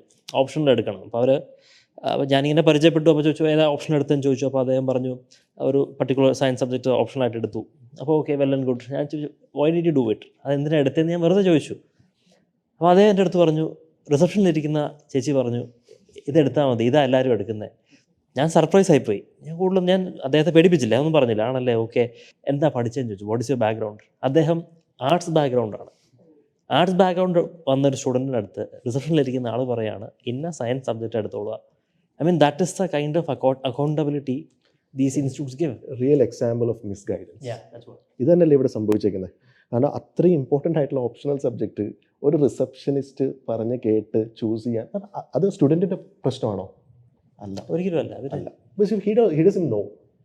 ഓക്കെ, അവർ നമ്മളെ വിശ്വസിച്ച് വരുവാണ്. അപ്പോൾ ആ സ്ഥാനത്ത് നമ്മൾ, അതും ഒരു ഫാക്കൽറ്റി മെമ്പർ പോലും അല്ല, ഒരിക്കലും ഒരു ഫാക്കൽറ്റി അത് പറയില്ല, അത് വേറെ കാര്യം. ജസ്റ്റ് ഒരു സ്റ്റാഫാണ് പറഞ്ഞു കൊടുക്കുന്നത് what to do what not to do. അവിടെ കഴിഞ്ഞു. ഒരാൾ ഓപ്ഷനിൽ എടുക്കുന്നത് തെറ്റിപ്പോയി കഴിഞ്ഞാൽ തന്നെ ഗെയിം ഓവർ. ഇതിൽ നമ്മൾ മിസ് ഔട്ട് ചെയ്ത ഒരു പോയിന്റ് കൂടെ ഉണ്ട്. നമ്മൾ പ്രിലിംസും മെയിൻസും പറഞ്ഞു, പക്ഷേ ഇതിൽ വളരെ ഇമ്പോർട്ടൻ്റ് ആയിട്ട് ഒരു കാര്യം കൂടി ഉണ്ട്, ഇൻ്റർവ്യൂ. ഇൻ്റർവ്യൂ എന്ന് പറയുന്നത് നമുക്കറിയാം ഇവിടെ എങ്ങനെയാണ് നടക്കുന്നത്. നമ്മൾ മെയിൻസ് പാസ്സാവുന്നു, പാസ്സായതിന് ശേഷമാണ് നമ്മൾ ആലോചിക്കാൻ പോലും തുടങ്ങുന്നത്. അതായത് അയ്യോ എൻ്റെ പേഴ്സണാലിറ്റി എങ്ങനെയാണ്, എനിക്ക് സംസാരിക്കാനുള്ള കോൺഫിഡൻസ് ഉണ്ടോ. ഇത് ഇൻ്റർവ്യൂ എന്നല്ല, ഇത് പേഴ്സണാലിറ്റി ടെസ്റ്റാണ്. അതാണ് മിസ് ചെയ്യുന്നത്. ഒരാളുടെ പേഴ്സണാലിറ്റി ഡെവലപ്പ് ചെയ്യണമെങ്കിൽ അത് 2 months നടക്കൂ? ഇല്ല. ഇവിടെ എന്താണ് ചെയ്യുന്നത്? മെയിൻസിൻ്റെ റിസൾട്ട് വന്നതിന് ശേഷമാണ് ഈ പേഴ്സണാലിറ്റി ടെസ്റ്റ് എന്താണെന്ന് നോക്കുന്നതും അതിനുവേണ്ടി പ്രിപ്പയർ ചെയ്യുന്നതും. ഒരു 2 months ബിൽഡ് ചെയ്യുന്നൊരു കാര്യമാണോ നമ്മുടെ പേഴ്സണാലിറ്റി? അല്ല. നമ്മൾ നേരത്തെ പറഞ്ഞ ഡൈവേഴ്സ് ബാക്ക്ഗ്രൗണ്ടിൽ നിന്ന് വരുന്നവരാണ്. ചില സ്റ്റുഡൻസ് നമുക്കറിയാം, സംസാരിക്കാൻ പോലും പേടിക്കുന്ന കുറേ സ്റ്റുഡൻസ് ഉണ്ട്. ആ ഒരു സ്റ്റേജ് ഫ്രൈറ്റ് ഉള്ള സ്റ്റുഡൻസ് ഉണ്ട്. ഇവർക്ക് വേണ്ടി ഡെഡിക്കേറ്റഡ് ആയിട്ട് ഇവരെ അപ്ലിഫ്റ്റ് ചെയ്യാനോ ഇവർക്ക് വേണ്ടി ഇവരുടെ കാര്യങ്ങൾ നോക്കാനോ നമുക്കൊരു പ്രോഗ്രാം ഇവിടെ ഇല്ല. PCM എന്ന് പറയുന്ന ആ ഒരു മിസ്നോമർ ആണെന്ന് ഞാൻ ഇപ്പോൾ പറഞ്ഞതിൻ്റെ ഒരു കാരണം അതാണ്. അങ്ങനെ ഒരു പ്രോഗ്രാം നമുക്കില്ല ഇവിടെ. ഇൻ്റർവ്യൂ എന്ന് പറയുന്ന ഇപ്പോൾ ഈ പേഴ്സണാലിറ്റി ടെസ്റ്റിൻ്റെ സ്കോർ ഒരു 10 മാർക്ക് നമുക്കൊരു കിട്ടുകയാണെങ്കിൽ it can change your ranks by almost നമുക്കൊരു 20-30 റാങ്ക് വരെ നമുക്ക് മാറ്റാൻ പറ്റുന്നതാണ്. അപ്പോൾ അത്രയും ഇമ്പോർട്ടൻ്റ് ആയിട്ടുള്ള കാര്യം നമ്മൾ നെഗ്ലക്ട് ചെയ്യുന്നു. വൈ? വെറും മോക്ക് ഇൻ്റർവ്യൂസിന് ലിമിറ്റഡ് ആയിട്ടിരിക്കുകയാണ് നമ്മുടെ ഒരു ഇൻ്റർവ്യൂ സ്റ്റേജ് ഓഫ് പ്രിപ്പറേഷൻ, അതിൻ്റെ ഗൈഡൻസ്. ഇപ്പോഴും സിവിൽ സർവീസ് എക്സാമിനേഷനെ കുറിച്ച് സംസാരിക്കുമ്പോൾ തന്നെ കുറേ കുട്ടികളായിക്കോട്ടെ, ഈവൻ കോച്ചിങ് ഇൻസ്റ്റിറ്റ്യൂഷൻസ് ആയിക്കോട്ടെ, അതുകൊണ്ടാണല്ലോ അവർ PCM എന്ന് മാത്രം പറയുന്നത്, പ്രിലിംസ് കം മെയിൻസ് എന്ന് മാത്രമേ പറയുന്നുള്ളൂ. ഇവരെല്ലാവരും ചിന്തിക്കുന്ന ഒരു കാര്യം എന്ന് വെച്ചാൽ ഈ എക്സാമിൻ്റെ ഒരു എസൻസ് എന്ന് പറയുന്നത് just clear the prelims or മെയിൻസിൽ നല്ല മാർക്ക് സ്കോർ ചെയ്യുക. അങ്ങനെ ആണെങ്കിൽ ഞാൻ കേട്ടിട്ടുണ്ട്, മെയിൻസ് നല്ല മാർക്ക് സ്കോർ ചെയ്യുകയാണെങ്കിൽ ഈ പ്രിലിംസ് പേഴ്സണാലിറ്റി ടെസ്റ്റിൽ അത്യാവശ്യം കുറഞ്ഞാലും കുഴപ്പമൊന്നുമില്ല എന്നുള്ളൊരു കോൺസെപ്റ്റ് കേട്ടിട്ടുണ്ട്. ബട്ട് അതാണോ റിയാലിറ്റി? ഐ തിങ്ക് അതല്ല റിയാലിറ്റി. കാര്യം എന്ന് വെച്ചാൽ ആക്ച്വലി ഒരു വളരെ യുണീക്കായിട്ടുള്ള വളരെ ഡിസിസീവ് ആയിട്ടുള്ള ഒരു റോള് പേഴ്സണാലിറ്റി ടെസ്റ്റിന് ആക്ച്വലി ഉണ്ട്. അതിന് ഉണ്ട്. കാര്യം എന്താണെന്ന് വെച്ചാൽ നമ്മുടെ commission, UPSC civil service union public service commission actually ഈ ഒരു കാൻഡിഡേറ്റിനെ ആദ്യമായിട്ട് അളക്കാൻ പോകുന്നത്, അതായത് കാണാൻ പോകുന്നത്, അവരുടെ പേഴ്സണാലിറ്റി അറിയാൻ പോകുന്നത് ഈ ഒരു ടെസ്റ്റിലാണ്. അതുവരെ കുറേ സെറ്റ് ഓഫ് നമ്പേഴ്സ് മാത്രമാണ്. അപ്പോൾ മാർക്കിന് പിന്നിലുള്ള കാൻഡിഡേറ്റിനെ ശരിക്കും അനലൈസ് ചെയ്യാൻ പോകുന്ന ഒരു സ്റ്റേജ് ആക്ച്വലി ഇത് പേഴ്സണാലിറ്റി ടെസ്റ്റ്. സോ അതുകൊണ്ട് തന്നെയാണ് ആ ഒരു പേര് തന്നെ അവർ വെച്ചിരിക്കുന്നത്. അപ്പോൾ വൺസ് ഈ ഒരു കാൻഡിഡേറ്റ് ആ ഒരു സ്റ്റേജിലേക്ക് എത്തുമ്പോൾ തന്നെ UPSCക്ക് അറിയാം, കമ്മീഷൻ അറിയാം, ഇയാൾക്ക് ഓൾറെഡി ഫാക്ച്വൽ നോളജ് ഉണ്ട്, ഇയാൾക്ക് ഓൾറെഡി അനലറ്റിക്കൽ നോളജ് ഉണ്ട്. സോ വേറെ എന്തോ ആണ് UPSC ഇവിടെ ഇനി അളക്കാൻ പോകുന്നത്. അതെന്തായിരിക്കും? അത് കുറച്ച് ഡിഫറെൻ്റ് ആണ്. സംതിങ്, അത് ഒന്നുമില്ല. ഒന്നാമത്തെ കാര്യം അയാളുടെ ക്ലാരിറ്റി ഓഫ് തോട്ട്സ്. ദെൻ ജഡ്ജിങ്ങിനുള്ളൊരു ബാലൻസിങ്. നമ്മളെല്ലാവരും സാധാരണ മനുഷ്യർക്ക് എല്ലാവർക്കും ഉള്ള ഒരു കോമൺ ക്യാരക്ടറാണ്, നമ്മൾ ജഡ്ജ് ചെയ്യും. മനുഷ്യർ ജഡ്ജ് ചെയ്യും, സംഭവങ്ങളെ ജഡ്ജ് ചെയ്യും, എല്ലാം നമ്മൾ ജഡ്ജ് ചെയ്യും. പക്ഷേ ഒരു പബ്ലിക് സെർവൻറ്റ്, പബ്ലിക്കിനെ സെർവ് ചെയ്യുന്ന ഒരു ബ്യൂറോക്രാറ്റ് എങ്ങനെ ജഡ്ജ് ചെയ്യണം? So it's kind of A balanced ആയിട്ടുള്ള ജഡ്ജ്മെൻറ്റ്. അപ്പോൾ ക്ലാരിറ്റി ഓഫ് തോട്ട്സ് അവർ നോക്കുന്നുണ്ട്, ജഡ്ജ്മെൻറ്റിൻ്റെ ഒരു ബാലൻസിങ് നോക്കുന്നുണ്ട്. അതുപോലെ തന്നെ ഒരു ഇമോഷണൽ മെച്യൂരിറ്റി, എങ്ങനെയാണ് ഒരു അണ്ടർ പ്രഷറിൽ ഇയാൾ വർക്ക് ചെയ്യുന്നത്. സോ മോസ്റ്റ്ലി പേഴ്സണാലിറ്റി ടെസ്റ്റിൽ UPSC ദ കമ്മീഷൻ ചെക്ക് ചെയ്യുന്നത് ഈ വ്യക്തി, ഈ കാൻഡിഡേറ്റ് ഒരു നോളജ് അല്ലെങ്കിൽ ഒരു എക്സ്ട്രോവേർട്ട് ആണ്, അല്ലെങ്കിൽ ഒരു നോളജ് ബാഗേജ് ആണ്, അതിനുപരി ഇയാൾ പബ്ലിക് സെർവൻ്റ് ആകാൻ അല്ലെങ്കിൽ പബ്ലിക്കിനെ സെർവ് ചെയ്യാൻ കേപ്പബിൾ ആണോ? എനിക്കിപ്പോൾ പറഞ്ഞപ്പോൾ എനിക്ക് തോന്നുന്നു നമ്മളിവിടെ പഠിപ്പിക്കുന്നത് ഒരു ലീഡർ ആവാനല്ല, അല്ലേ? ലീഡർ ആവാനാണെങ്കിൽ നമ്മൾ പറയുന്ന ഈ PCM കോഴ്സ് മതിയോ? പോരാ. സോ ഒരു ഇൻ്റർവ്യൂ, ഞാൻ ജസ്റ്റ് ചോദിക്കുകയാണ്, ഒരു ഇൻ്റർവ്യൂവിലേക്ക് നമ്മൾ എത്തുമ്പോൾ ആ ഒരു പേഴ്സണാലിറ്റി ടെസ്റ്റിലേക്ക് നമുക്ക് പ്രിപ്പയർ ചെയ്യാൻ ഈ ഒരു 2 months മതിയോ? ഒരിക്കലും മതിയാവില്ല സർ. കാര്യം എന്ന് വെച്ചാൽ ഞാൻ നേരത്തെ പറഞ്ഞതുപോലെ ഇത്രയും പറഞ്ഞ കാര്യങ്ങളായിരിക്കും ജനറലി കമ്മീഷൻ നമ്മൾക്ക് ഇവാലുവേറ്റ് ചെയ്യുന്നത്. ഈ ഒരു കാൻഡിഡേറ്റ് വന്നിരിക്കുന്ന എനിക്ക് തോന്നുന്നു കുറച്ചുകൂടെ രസകരമായിട്ടൊരു കാര്യമുണ്ട്. നമ്മുടെ ഈ ഒരു കമ്മീഷൻ, നമ്മൾ ഇൻ്റർവ്യൂവിന് ചെന്നിരിക്കുന്ന സമയത്ത് ദറ്റ് ബോർഡ് നമുക്ക് കോർഡിയലായിട്ട് വളരെ ഒരു കോൺവെർസേഷൻ അവരിങ്ങനെ ബിൽഡ് ചെയ്ത് കൊണ്ടുപോകും. അത് മെയിൻലി ഒരു ഒതൻറ്റിസിറ്റിയും കൂടെ അവിടെ ചെക്ക് ചെയ്യുന്നുണ്ട്. ഇയാൾ ഓണസ്റ്റ് ആണോ, ഇയാൾ ഒരു വളരെ ഈ പറയുന്ന കാൻഡിഡേറ്റ് ഒരു ബ്ലഫി ആയിട്ട്, ഒരു കുക്ഡപ്പ് ആയിട്ട്, കുറച്ചൊരു പോളിഷ്ഡ് ആയിട്ട് കുറേ ആൻസേഴ്സ് പഠിച്ചിട്ടാണോ നമ്മുടെ മുന്നിൽ വന്നിരിക്കുന്നത്. അപ്പോൾ നമ്മുടെ ഒതൻറ്റിസിറ്റി പോലും, അല്ലെങ്കിൽ നമ്മൾ പറയുന്ന ആൻസറിൻ്റെ ആ ഒരു ക്ലാരിറ്റി പോലും നമ്മൾ അറിയാതെ UPSC ദ ബോർഡ് ചെക്ക് ചെയ്യുന്നുണ്ട്. അങ്ങനെ വരുമ്പോൾ 2 മാസം കൊണ്ട് ഒരു ചെറിയൊരു ക്രാഷ് കോഴ്സിലൂടെയോ അല്ലെങ്കിൽ ജസ്റ്റ് കുക്ഡപ്പ് ആയിട്ട് നമുക്ക് പെട്ടെന്ന് പോയി അവിടെ ചെന്ന് ക്ലിയർ ചെയ്യാൻ പറ്റുന്ന ഒരു മേഖലയല്ല I think personality. Crash course ഇല്ല, വെറും മോക്ക് ഇൻ്റർവ്യൂസ് നടക്കുന്നുള്ളൂ. മോക്ക് ഇൻ്റർവ്യൂസ് പ്രോഗ്രാമായിട്ട് എനിക്ക് തോന്നുന്നില്ല, എല്ലാം മോക്ക് ഇൻ്റർവ്യൂസ് തന്നെ അല്ലേ? ഇൻ്റർവ്യൂ ഗൈഡൻസ് ഒന്നുമില്ല. Everybody is doing the mock interviews and everybody is claiming the results. ഇതാണ് ഇവിടുത്തെ പ്രശ്നം. എനിക്ക് തോന്നുന്നു റിസൾട്ട് ക്ലെയിം ചെയ്യാനുള്ള ഒരു ഉപാധി മാത്രമാണ് പല ഇൻസ്റ്റിറ്റ്യൂട്ടിലും മോക്ക് ഇൻ്റർവ്യൂസ്. എനിക്ക് തോന്നുന്നു ഇങ്ങനെ നമ്മൾ സംസാരിക്കുകയാണെങ്കിൽ ഒത്തിരി പ്രോബ്ലംസ് നമുക്ക് പോയിന്റ് ഔട്ട് ചെയ്യാൻ ഇനിയും കിട്ടും. അപ്പോൾ നമ്മൾ ഇതിൽ നിന്നൊക്കെ സ്റ്റാൻഡ് ഔട്ട് ചെയ്യാനായിട്ട് നമ്മൾ പുതിയൊരു ഐറ്റം ഇറക്കുന്നുണ്ടെന്ന് പറഞ്ഞു. അപ്പോൾ നമുക്ക് ഇനി അത് ലോഞ്ച് എന്താണ് ഐറ്റം? അല്ല, നമുക്ക് ആ ഐറ്റം പറയുന്നതിന് മുന്നേ we are doing something currently. അപ്പോൾ അതിനെക്കുറിച്ചും കൂടെ നമുക്ക് ജസ്റ്റ് ഒന്ന് സംസാരിക്കാം അല്ലേ.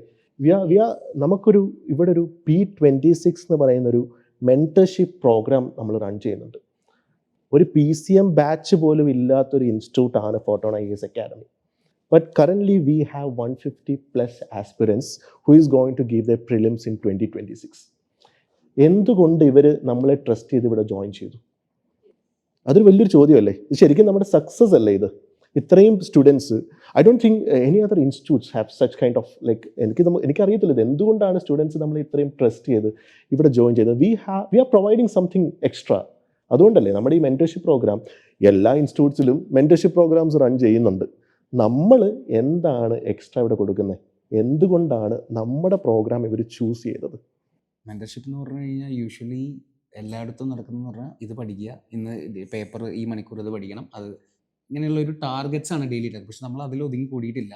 നമ്മൾ ആക്ച്വലി കോഴ്സ് കറക്ഷൻസ് ആണ്. അവർ നമ്മുടെ സ്റ്റുഡൻസ് ആണെങ്കിൽ തന്നെ അതിൽ പകുതി 75%ഉം 2-3 അറ്റംപ്റ്റ്സ് കൊടുത്തവരാണ്. അത് മാത്രമല്ല, റിപ്പീറ്റഡ് ആയിട്ട് PCM തന്നെ 2 തവണ ജോയിൻ ചെയ്തവരും, റിപ്പീറ്റഡ് ആയിട്ട് ഈ റിപ്പീറ്റേഴ്സ് കോഴ്സ് ഇത് ജോയിൻ ചെയ്തവരും ഉണ്ട് ഇതിനകത്ത്. എന്നിട്ടും അവർ നമ്മുടെ കോഴ്സിലേക്ക് വന്ന് ജോയിൻ ചെയ്തിട്ടുണ്ട്. എക്സാക്ട്ലി, നമ്മൾ ആ കോഴ്സ് കറക്ഷനാണ് നമ്മൾ ഫസ്റ്റ് ഇതിൽ ഏറ്റവും കൂടുതൽ ഫോക്കസ് ചെയ്തിട്ടുള്ളത്. അതായത് എന്ത് പഠിക്കണം, നമ്മൾ കുറേ എല്ലാം പഠിക്കൊന്നും വേണ്ട. മോസ്റ്റ് ഇമ്പോർട്ടൻ്റ് ആയിട്ട് where should be the real focus. അതിന് നമ്മൾ PYQ സെഷൻസ് യൂസ് ചെയ്തിട്ടാണ് നമ്മുടെ ഒരു ഇൻഡെക്സ് തന്നെ എന്താണ്, നമുക്ക് സ്പെഷ്യൽ PYQ എല്ലാ സബ്ജക്റ്റും നമ്മൾ PYQ കമ്പൈലേഷൻ മെറ്റീരിയൽസ് അതിനെ ബേസ് ചെയ്തിട്ടുള്ള ഡീറ്റെയിൽഡ് ക്ലാസ്സസ്, നമ്മുടെ ഓൾഡ് സ്കൂൾ എലിമിനേഷൻ ടെക്നിക്സ്, അതൊന്നും ഇപ്പോൾ അധികം ആർക്കും അറിയില്ല. പക്ഷേ we are also stressing on these things.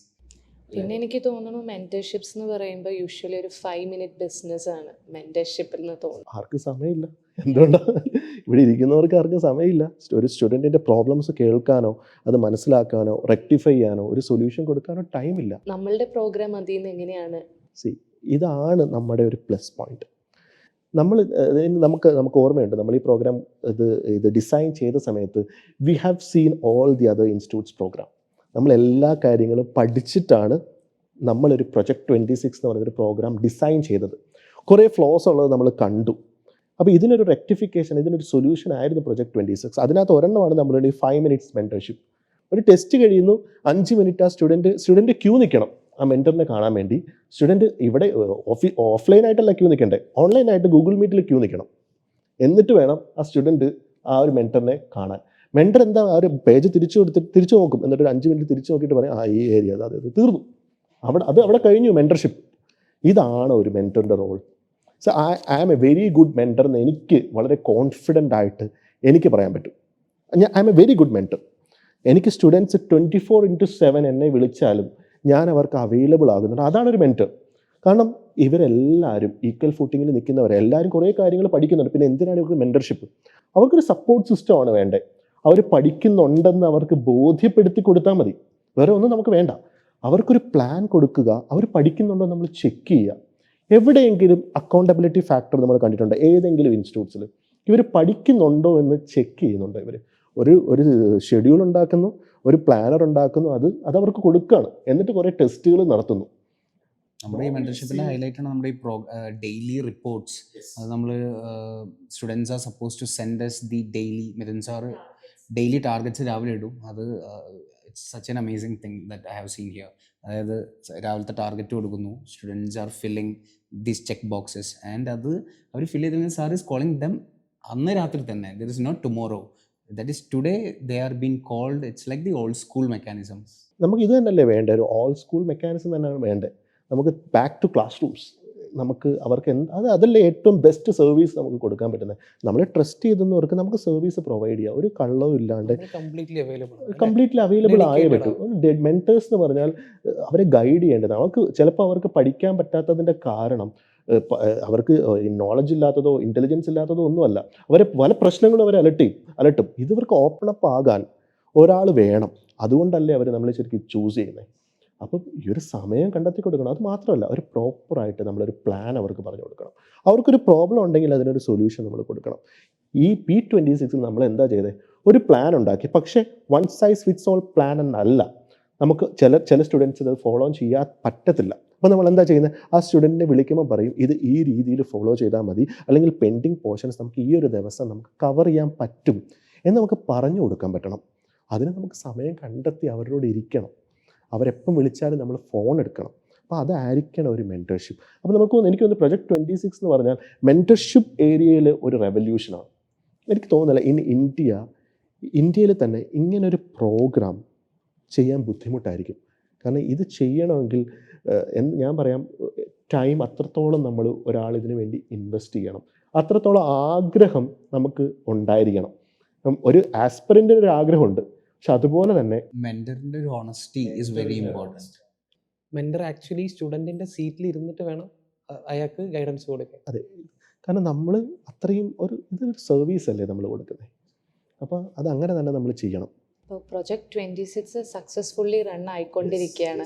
ഇനി നമ്മൾ അടുത്തൊരു സക്സസ് സ്റ്റോറി സൃഷ്ടിക്കാൻ പോവാണ്. അതെന്താണ്? നമ്മൾ തുടങ്ങുമ്പോൾ തന്നെ പറഞ്ഞു, ഈ PCM എന്ന് പറയുന്നൊരു മിസ്നോമറാണ്. We are going to launch our official PMP programme. PMP എന്ന് പറഞ്ഞാൽ എന്താ, ഞാൻ PCM കട്ട് ചെയ്തു. It is going to be prelims, mains and personality development programme. ഇതിനകത്ത് എല്ലാം ഉണ്ട്. അവർ ഒൺലി ഇൻറ്റൻഷൻ ഈസ് നിങ്ങൾ ആ ഒരു ഹോളി PDF കയറണം. ഇതിനെന്തൊക്കെ ചെയ്യണോ അത് ഞങ്ങൾ ചെയ്യും. നമുക്ക് എല്ലാ മെത്തേഡ്സും നമുക്ക് ക്ലിയർ കട്ടായിട്ട് അറിയാം. നമുക്ക് ഒരുപാട് എക്സ്പീരിയൻസ് ഉണ്ട്. ഞങ്ങളിതിൻ്റെ മെൻറ്റേഴ്സ് എന്നിരിക്കുന്നത് we are the best people to guide you. അപ്പം we are going to launch our first prelims, mains and personality development programme. Okay, അപ്പോൾ ഇതിൻ്റെയൊക്കെ ഒരു സ്പെഷ്യാലിറ്റി അല്ലെങ്കിൽ മറ്റ് ഇൻസ്റ്റിറ്റ്യൂട്ട്സിൽ നിന്ന് എങ്ങനെയാണ് ഇത് മാറി നിൽക്കുന്നത്? ഇപ്പോൾ നമ്മൾ നേരത്തെ കുറേ ഫ്ലോസ് നമ്മൾ പറഞ്ഞു. ഇതിൻ്റെയൊക്കെ ഒരു റെക്ടിഫിക്കേഷനാണ് ഈ PMP. നേരത്തെ മെൻറ്റർഷിപ്പ് ഒരു റെവല്യൂഷനൈസ് ചെയ്ത പോലെ തന്നെ we are going to revolutionise the classroom programmes for UPSC അല്ലേ. അപ്പോൾ നമ്മളിപ്പം പ്രിലിംസ് എടുത്തു. ഞാനിപ്പോൾ ഫോർ എക്സാമ്പിൾ പ്രിലിംസിലെ കുറച്ച് ഫ്ലോസ് നമ്മൾ കണ്ടു. നമ്മളിവിടെ എന്താ ചെയ്യാൻ പോകുന്നത്, നമുക്ക് ഓരോ കോർ സബ്ജക്ട്സ് ഉണ്ട്. We are going to plan everything beforehand. നമ്മുടെ അറ്റ് ദി എൻഡ് നമ്മുടെ എയിം എന്തായിരിക്കും, ഡിസംബർ എൻഡ് ആകുമ്പോഴത്തേക്കും he should be ready for the big game. ഒരു മെയിൽ നടക്കാൻ പോകുന്ന പ്രിലിംസ്, അത് കഴിഞ്ഞിട്ടുള്ള മെയിൻസ്, അത് കഴിഞ്ഞിട്ടുള്ള ഇൻ്റർവ്യൂവിന് he must be ready by the end of December. After December it should be only practice ചെയ്യുക, റിവൈസ് ചെയ്യുക. അപ്പോൾ നമ്മൾ പ്രിലിംസിലേക്ക് വരുമ്പം ഓരോ സബ്ജക്ട്സും നമ്മൾ ക്ലാസ്സിൽ എടുക്കുന്നത് PYQ ഓറിയൻറ്റഡ് ആയിട്ടായിരിക്കും. ഇപ്പോൾ ഒരു സബ്ജക്റ്റ് പൊളിറ്റി എന്ന് പറയുന്ന ഒരു സബ്ജക്റ്റിന് it will be having like 10 themes അല്ലെങ്കിൽ മോർ ദാൻ 10 തീംസ്. അപ്പോൾ നമ്മൾ ഈ ഓരോ തീം പഠിപ്പിക്കുമ്പോഴും will make sure we are going to cover the 20 years of PYQ in our classes itself. ആ ഒരു സ്റ്റുഡൻറ്റ് വേറെ ഒരിടത്തും പോയി പഠിക്കേണ്ട ആവശ്യമില്ല. It should get covered in our class itself. അപ്പോൾ ഇത് നമ്മൾ ചെയ്യും. അപ്പോൾ നമ്മൾ ആ ഒരു വീക്കിൽ ഇങ്ങനെ ഈ ക്ലാസ്സസ് കൊടുത്ത് അവർക്ക് PYQവും അവർക്ക് ഓറിയൻറ്റഡ് ആയിട്ട് ക്ലാസ്സസ് കൊടുക്കും. പക്ഷെ ക്ലാസ്സസ് കൊടുത്താൽ മാത്രം മതിയോ? ഇല്ല, we have to test them. അത് മാത്രമല്ല, ഇവർ ഈ ക്ലാസ്സസ് ഫോളോ അപ്പ് ചെയ്യുന്നുണ്ടോ എന്ന് നമ്മൾ വിലയിരുത്തണം, അത് മോണിറ്റർ ചെയ്യണം. അതിനുവേണ്ടി every weekend will have test. ആ ഒരു വീക്കിൽ എന്തൊക്കെയാണോ നമ്മൾ പ്രിലിംസ് ഓറിയൻറ്റഡ് ആയിട്ട് നമ്മൾ കവർ ചെയ്തത് അതെല്ലാം ടെസ്റ്റ് ചെയ്യാൻ വേണ്ടി സാറ്റർഡേയിൽ നമ്മളൊരു ടെസ്റ്റ് കണ്ടക്ട് ചെയ്യും. ടെസ്റ്റ് കണ്ടക്ട് ചെയ്യുമ്പം ഈ ഒരു സ്റ്റുഡൻറ്റിന് മനസ്സിലാവും അദ്ദേഹം എന്തൊക്കെ പഠിച്ചിട്ടുണ്ട്, എന്തൊക്കെ പഠിക്കാനുണ്ട്. അപ്പോൾ അത് മാത്രമല്ല, ആ ഒരു വീക്കിൽ എന്തൊക്കെ പഠിച്ചു എന്ന് മോണിറ്റർ ചെയ്യാനും കൂടെ ആ ആസ്പിറൻറ്റിന് പറ്റണം. അപ്പോൾ നമുക്ക് എപ്പോഴും നേരത്തെ പറഞ്ഞ പോലെ തന്നെ ആ ഒരു ടെസ്റ്റ് സീരീസിൻ്റെ ഒരു ഗുണം, ടെസ്റ്റ് സീരീസ് ഒക്ടോബറിൽ സ്റ്റാർട്ട് ചെയ്യുന്നത്. നമ്മളിവിടെ എന്താ ചെയ്യാൻ പോകുന്നത്, we have 3 layers. First layer എന്താണ്, ആ പ്രിലിംസിൻ്റെ സബ്ജക്റ്റ് നമ്മൾ ആ ഒരു വീക്കിലി കവർ ചെയ്തതിന് ശേഷം Saturdays will have the first layer of testing. ഇതിന് ശേഷം നമ്മളിപ്പോൾ പറഞ്ഞു ഒരു സബ്ജക്റ്റിന് പല തീംസ് ഉണ്ട്. ഈ തീംസിൻ്റെ ഒരു പകുതിയാകുമ്പോൾ will have the first thematic test. അതാണ് second layer of testing. Okay, then after the next set of themes will have the second thematic test. അപ്പോൾ 2 തീമാറ്റിക് ടെസ്റ്റ് ഇവർ അറ്റംപ്റ്റ് ചെയ്യും. ആൻഡ് ഈ ഒരു സബ്ജക്റ്റ് പഠിച്ചതിന് ശേഷം then they will have a very comprehensive test on that subject. ഇത് ഓരോ സബ്ജക്റ്റിനും നമ്മൾ എടുക്കും. ഞാൻ പ്രിലിംസിൻ്റെ കാര്യം മാത്രമാണ് ഇപ്പം പറയുന്നത്. ഓരോ സബ്ജക്റ്റിനും നമ്മളിങ്ങനെ ക്ലിയർ ആയിട്ട് ഈ ഒരു രീതിയിൽ പോയി ഡിസംബർ എൻഡ് ആകുമ്പോഴത്തേക്കും he'll be ready for the prelims. എനിക്കൊന്ന് മെയിൻസിൻ്റെ കാര്യം, രാഹുൽ, നമ്മൾ എങ്ങനെയാണ് മെയിൻസ് ഡീൽ ചെയ്യാൻ പോകുന്നത്? അങ്ങനെ മെയിൻസ് പറയുന്നതിന് മുന്നേ പ്രിലിംസ് എന്ന് പറയുമ്പോൾ അതിൽ GS പേപ്പർ ഉണ്ട് ആൻഡ് ഓൾസോ CSAT പേപ്പർ ഉണ്ട് അല്ലേ. ആൻഡ് ഒത്തിരി ആസ്പിറൻസിന് CSAT വളരെ വില്ലനായിട്ട് കളിക്കാറുണ്ട്, അല്ലെങ്കിൽ ഒരു ട്രോമറ്റൈസിങ് ആയിട്ട് ആ പേപ്പർ മാറാറുണ്ട്. അപ്പോൾ CSATൽ നമ്മൾ എങ്ങനെയാണ് ഈ ഒരു റെവല്യൂഷൻ കൊണ്ടുവരാൻ ഉദ്ദേശിക്കുന്നത്? CSAT എന്ന് പറയുമ്പോൾ തന്നെ നമുക്കറിയാം CSATൻ്റെ ഫുൾ ഫോം എന്താ, സിവിൽ സർവീസ് ആപ്റ്റിറ്റ്യൂഡ് ടെസ്റ്റ്.